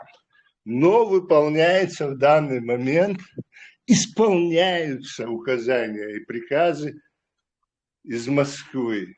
Поэтому там вот это вот дело процветает. Теперь, что касается вот того, что вы сказали, что это в государстве, к которому относится ваша территория, ваша нация, да? А мы не являемся гражданами этой страны. Мы оккупированы, подавлены, унижены. Наше состояние отличается от вашего. Вы можете это понять? Подождите, да? Я знаю, что вы, но Россия-то вас не считает, понимаете? Поэтому вас она гнетет и больше, чем нас. Но у нас есть те, кто тоже выступает, вот знаете, как вы хотят, думают о независимости. Они нас тоже не меньше гнетут, чем вас, вы знаете? Я свою точку зрения даже не скрываю здесь, находясь в России. И знаю, что ваши чеченцы даже молчат про это. Есть все-таки одно отличие. Да потому и молчат, что находятся в атмосфере террора. А вы думаете, я у вас, видимо, неким шантажировать, вас просто лично могут преследовать. Вы можете проявлять личное героическое поведение, лично от себя вести себя. Потому что, может быть, у вас нет. А у них есть родственники, которые находятся в заложниках у этого государства. Понимаете? Там совсем не так просто, как вы тут преподносите. И вы, если находитесь на этой территории и говорите это, мы не можем вам доверять. Понимаете? Вот просто лично я вам не доверяю, потому что вы говорите в эфир, находясь в этой территории. И еще обвиняете, то есть провоцируете каких-то представителей нашей нации на то, чтобы они также себя вели. Мы призываем своих граждан нашей национальности, находящихся на территории России, не участвовать в таких передачах, не участвовать в таких эфирах, чтобы их не преследовали, чтобы не преследовали их родственников, чтобы они не страдали. А я вот страдаю, поэтому я и не молчу. Я уже просто не могу молчать, понимаете? И мои родственники не страдают, потому что они работают на эту власть. Сделайте себе этот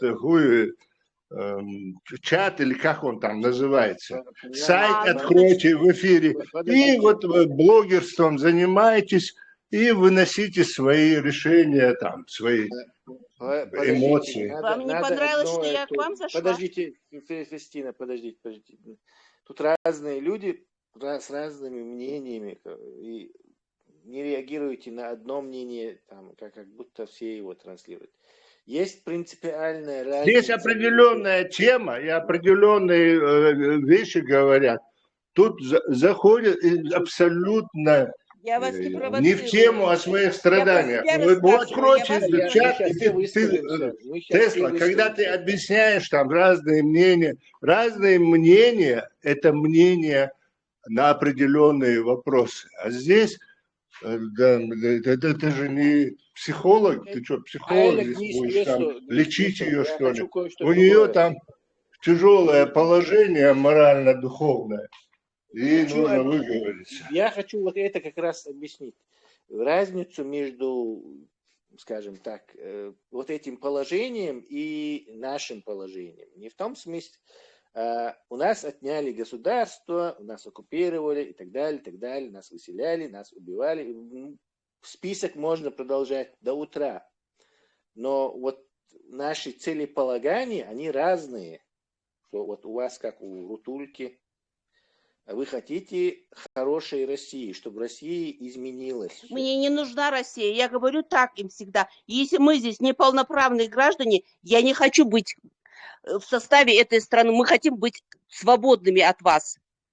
Я это всегда говорю открыто и прямо. И мы, если мы неполноправные граждане... Да, от России вы уточняйте. Мы здесь ни при чем. От России я говорю русским, потому что они нас держат за третий сорт людей. Я это правильно. говорю открыто, и почему-то я должна бояться говорить. Если я не полноправная гражданка, я не хочу быть третьим сортом в этой стране. Вот и об этом и речь. Если вы будете полноправной гражданкой, вас устроит быть в России. Нет, теперь не Тоже в устраивает. России. Теперь меня то, что они надо мной творили, меня это не устраивает. Я вчера, кстати, отправила президенту сообщение. Я написала, что это концлагерь для пленных. Если вы так хотите сказать, что я провоцирую вас. Я не провоцирую, я про себя говорю. Фестина, а скажите, пожалуйста, Не поконкретнее, Фестина, я Лейла. Это Фестина Ленте, это латинское «торопись не спеша». Ну, я же не знаю ваше имени, поэтому я назвал. Окей, Лейла. Лейла, расскажите, что конкретно с вами случилось? Что с вами такого творили? Звучит громко, а знать об этом мы не знаем. Если не сложно, конечно, поделитесь. Я просто не могу даже, мне стыдно даже рассказывать про себя все, что со мной творили. Я вообще живу как в концлагере. Ну и все же хотя бы какую-то конкретику, раз вы уже этим Я, кстати, меня стали апеллируете. преследовать именно за то, что когда у вас в Чечне началась война, я в Махачкале работала учителем, и я на педсовете выступила против войны в Чечне. Так меня оттуда выперли, вы знаете? Вот оттуда тоже началось мое преследование. Как оно проявлялось? Выперли откуда? И с какой формулировкой? Школы меня просто выперли, и все.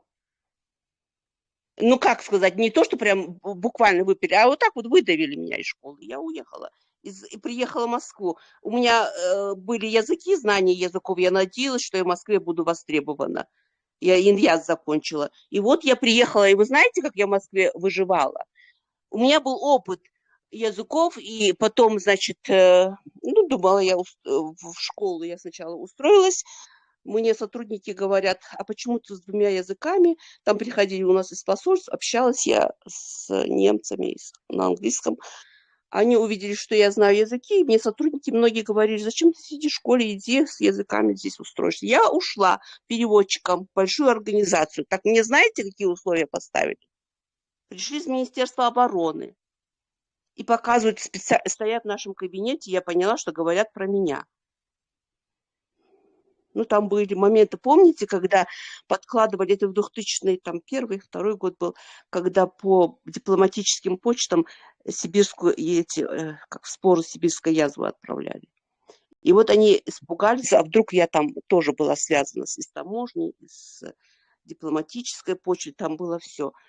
Вот, и они, не знаю, я подумала, может быть, на этом основании они так вот подозрительно на меня смотрят, потому что я хоть не чеченка, но к нам тоже такое же отношение, как к вам, кстати. Вы говорите, что только к вам такое отношение. К нам не лучше в Москве было отношение, чтобы вы знали. Вот, и потом мне сказали, вызвали, мне стали намекать, что если я не буду там с одним начальником по безопасности, то меня уволят. Я говорю, это не Шарашкина контора, это, говорю, федеральное государство, унитарное предприятие, и меня не имеют права так просто взять, да и уволить. Я тем более, говорю, нужный специалист. Вот. И я когда пошла в отдел кадров и стала интересоваться, что идет реформа, там сокращение, меня не уволят, они сказали, нет, не уволят, нам ты нужна с двумя языками. Вот. И я была уверена, что меня не сократят. А так меня все равно взяли и уволили, сократили. И не просто так сократили, а на улицу, можно сказать, без перевода на в другие реорганизации шла эта организация. Меня не направили в другие организации, а просто уволили. И знаете как? Потом я тогда позвонила этому начальнику и думала, попробую сделать такой ход. Я говорю, хорошо, я согласна, я приду к вам. И пришла. И он говорит, приходи, подожди там внизу, мол, у нас телевидение, я сейчас спущусь. И я думала, я приду и дам ему пощечину. Вот так вот. И все, после этого меня принимали на работу, увольняли, принимали на работу. И были все большие организации в Москве. В общем, я понял, да, это такая очень частная история. Здесь мы все-таки говорим о более широком. Я понял. Смотрите, в заключении, у нас эфир сейчас закончится, в заключение я вам хочу сказать, что мы не занимаемся здесь, в принципе, соревнованиями, кто из каких народов больше страдал. У нас вообще нету это такой вот олимпиады горя в этом чате точно нет. Мы никак не меряем это никакими аршинами, кто из народов Дагестана или Чечни или Армении или там Африки страдал больше. Здесь концентрация войнахов, и мы обсуждаем, как было, и еще больше, как хотелось бы, что будет. Поэтому соревновательного тона здесь нет, ни в коем случае на свой счет это не принимается. Нет, но вы же сказали, что мол, вы как независимое государство, вы оккупированы. А мы что, не оккупированы, получается? Мы говорим о себе, мы о вас как бы тут мы же не говорим, в отличие от Дагестана, мы вот государство оккупированное. Здесь такой риторики вы ни разу не услышите. Мы вообще не упоминаем это, поэтому, если сейчас каждый оккупированный народ будет заходить и предъявлять нам с такой вот какой-то странной нотой, а мы тоже, нет, мы говорим только о себе и никак вас вообще не трогаем. Если вы оккупированы, хорошо, расскажите об этом своим землякам, и, может быть, у вас получится с этим что-то сделать. Мы будем совсем не против и рады за вас. Более того, мы даже ищем и дагестанцев, все народы Дагестана, Ингушетии, Кабардино-Балкарии, Карачаевича, то есть все кавказцы для нас, как минимум, мы считаем их своими соседями, и вообще-то, можно сказать, днем как бы с фонариком ищем людей, какие-то политические силы, которые заявляют, что они стоят на позициях независимости, государственности. Дело в том, что как раз вот у нас тема такая, да, сегодня, если можно, микрофон выключить, когда не говорите. Мой выключить? Да, когда вы не говорите. Вообще-то у нас вот тема сама, она вообще становление нашей государственности, то есть после распада вот этого Советского Союза, когда вот этот Ельцин, потом украинский и белорусский лидеры, они подписали и развалили Советский Союз. Наш народ четко сразу показал, что он находится в оккупации все это время, что он не хочет жить под русским сапогом, являться какой-то вторым, третьим сортом. Если его захотят там выселять его, если захотят его какими-то своими там фамилиями, со своими окончаниями, которые вообще нам чужды, да, там называть нас, или наши города, улицы своими какими-то героями, нашими палачами, чтобы называли. И нас еще приучали к этому, чтобы мы чли вот это вот, да, своих убийц. То есть мы это сразу четко определились как народ, и всех других кавказцев, наш вот президент в частности, и другие наши политические деятели призывали весь Кавказ, проснись, Кавказ, даже кричали всем, по столу там кулаком кто-то бил, да, наконец, проснитесь. К сожалению, как бы Кавказ, это сейчас ни в коем случае не напоминание там или кого-то не хочется ущемить, да, это просто Нет, констатация. вы правильно говорите. Этот упрек вы правильно должны говорить это. Да, Этот да. упрек Просто... не поддержали. Вы должны не молчать и говорить это прямо. Да, это как бы констатация фактов. Не констатация, а именно упреком вы должны сказать. Вы должны не стесняться это говорить. Имеется в виду, что вы как бы взяли курс на независимость, потом вот это выстояли, там первую вот эту русско-чеченскую, потом, естественно, после вот этих идеологий, которые нам запульнули, там уже у нас не получилось, потому что нас разобщили, создали вот это дагестанский, как бы, то, что там было, да, вот это политический такой, исламско-политический, скажем так, очаг. и в который нас затащили через вот эти всякие карамахи, чабанмахи, где шариат установили, там Степашин приезжал и благословлял это, там директор ФСБ. То есть через вот это вот дело нас как бы сумели переиграть, и мы сегодня вот никак не можем из-за этого вылезти. Кстати, из-за этих идеологий там и дагестанцы сами тоже пострадали. То есть это как бы против нас было настроено. Ну, как говорится, лес рубят, щепки летят, и от этого и другим там досталось. Ну, имеется в виду, мы вот, ну, построили свое государство, мы все сделали правильно, в соответствии с международным правом, в соответствии вообще с бывшим вот этим Советским Союзом, да, с его законами, потому что в 90-м году было принято, где уравняли автономные республики с союзными.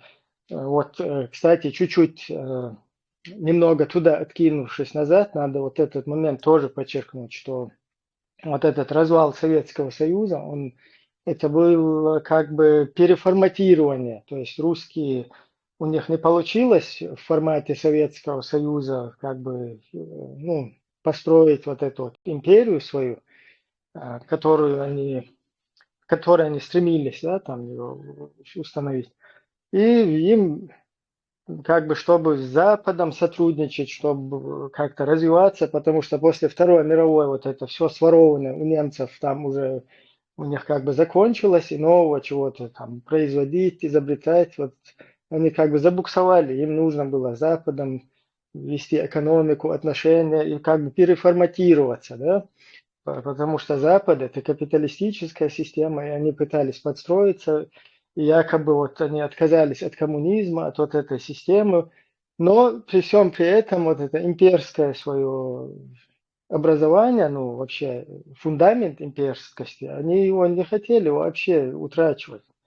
И вот мы, как первые чеченцы, там и Татарстан, правда, тоже попытался, но, скорее всего, это было как бы ими самими разыграно там в Татарстане, потом их задобрили.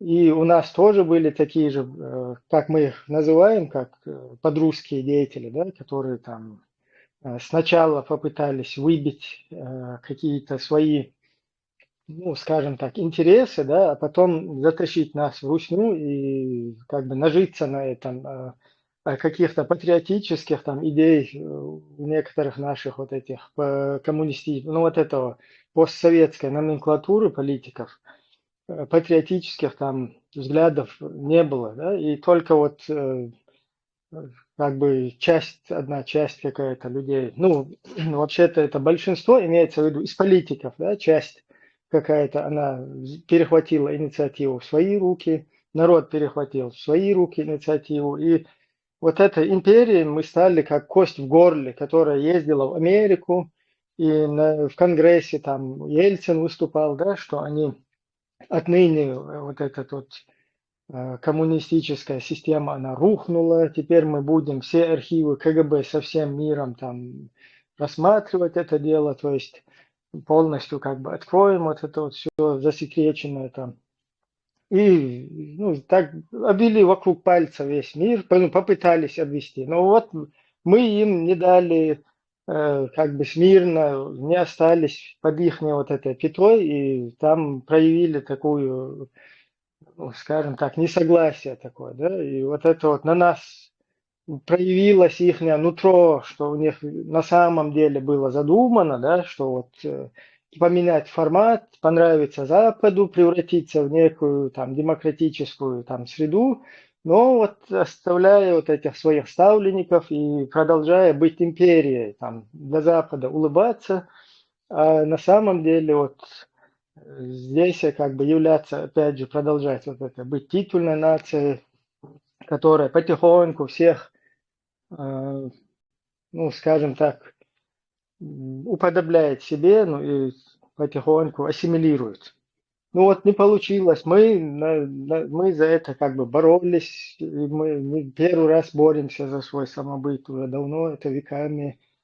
И вот и желаем по сей день, чтобы прозрели вот наши соседи, мы вообще абсолютно кроме близких каких-то отношений и дружественных, братских, соседских, мы все равно не можем как бы вот так вот поднять эту свою территорию, куда-то переместиться по земле или там на Луну перепрыгнуть и там поставить вот это все. Там, где мы находимся, мы и будем находиться. Поэтому нам деваться некуда, и А вы хотелось бы, знаете, чтобы наши соседи тоже как бы стремились к этому. да, Наконец-таки соседи. как бы ну, повзрослели, скажем так, или Да, а вы знаете, вот если просто вы, чеченцы, вы просто не сможете, понимаете? Весь мир вот смотрит, если получать независимость, давать независимость, то всему Северному Кавказу, а вам одним, вот, скажем, маленькой группа такая вот народов, как вот может быть, да, это так вот как-то не воспринимает. А вот если будет весь Северный Кавказ, то тогда это будет как-то, знаете, ощутимо, и все это воспримут, понимаете?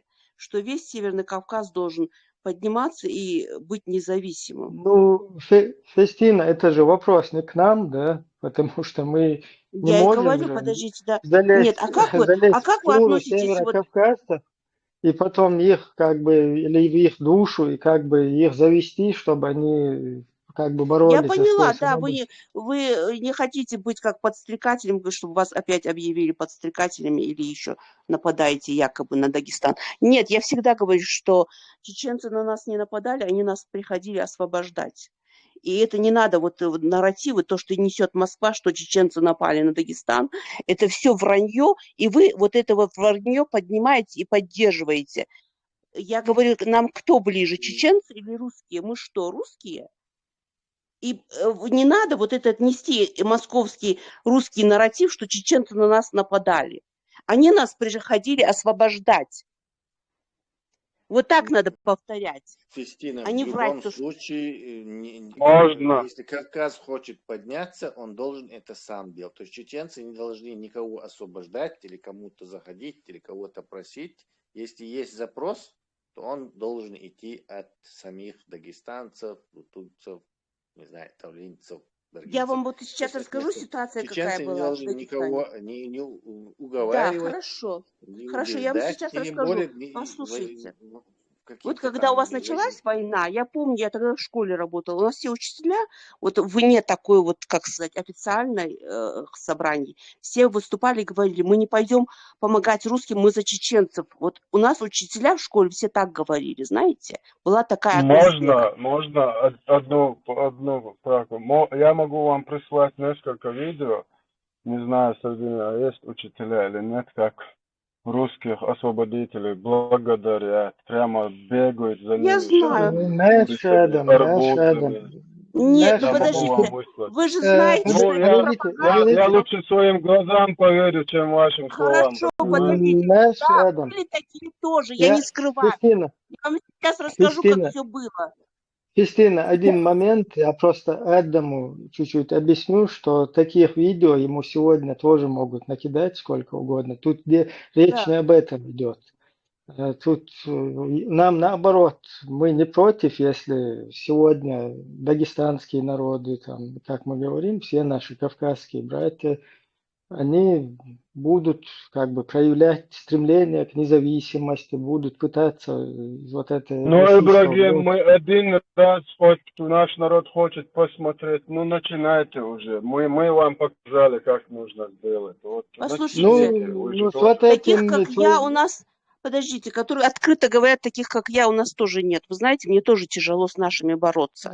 Я тоже кстати, белая ворона Кристина, среди своих. вы для нас находка, мы уже долго общаемся, там, встречаемся где-то, вот в Европе, где проживаем, даже здесь, в интернет-площадках вот этих, вот вы для нас действительно находка, потому что ну, нету людей, вот есть какие-то религиозные, радикальные группы, но это как раз-таки это и есть тема вот этой русской Лубянки, это именно у Да. них там в этих разрабатываются вот эти вот все идеологии, это им выгодно, чтобы Да, вы именно на показать нас основе такими религиозной. радикальными Да, да. исламистами, чтобы нас как мир не воспринимал, чтобы всерьез. Я это знаю, я все понимаю.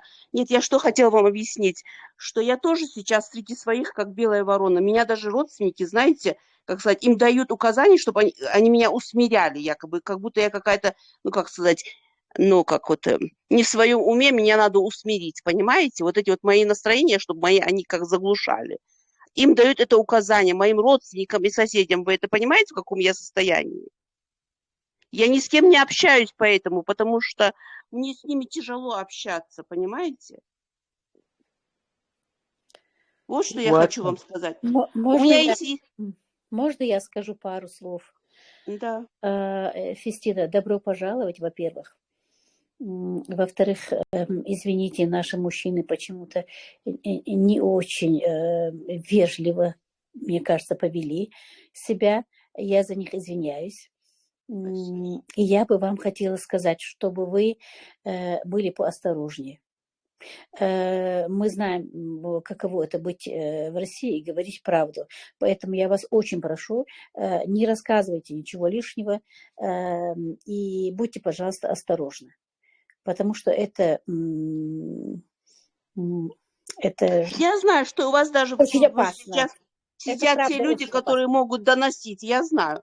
Да, Но не, я не в таком... в этом дело, даже могут и подслушать, могут и другое, и пятое, десятое. Да. Но я бы не хотела, чтобы вы рисковали, находясь там.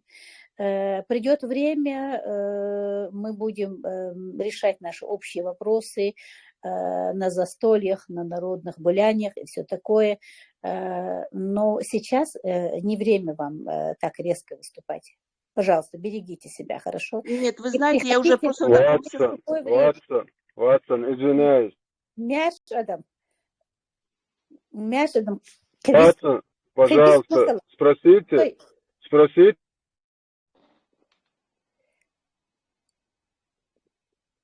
Мяшадом.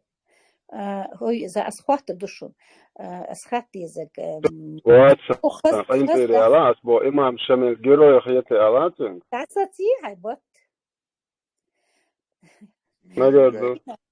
Кристина, извините, пожалуйста. И, пожалуйста, берегите себя, хорошо? Мы все кавказские национальности, когда-нибудь мы объединимся в какую-нибудь конфедерацию. И когда-нибудь это время наступит. Я понимаю, учителя, они очень больны тем, что они хотят правды, они хотят справедливости, они всю жизнь думают, что она вот неизбежно должна быть, но поэтому мы рискуем больше. Я вас очень прошу, берегите себя, хорошо? К нам в гости приходите. У нас очень дружелюбные, хорошие ребята. Сегодня тема очень сложная пошла. Мы сегодня все на взводе говорим о том, как у нас было, как начиналось, как нас запытали, перебили, разогнали по всему миру, поэтому у нас очень много горя сегодня всплыло, и мы как-то на взводе все. Вы нас просто, пожалуйста, простите, приходите в гости. Да ничего. У нас есть, вы знаете, это еще у нас это такой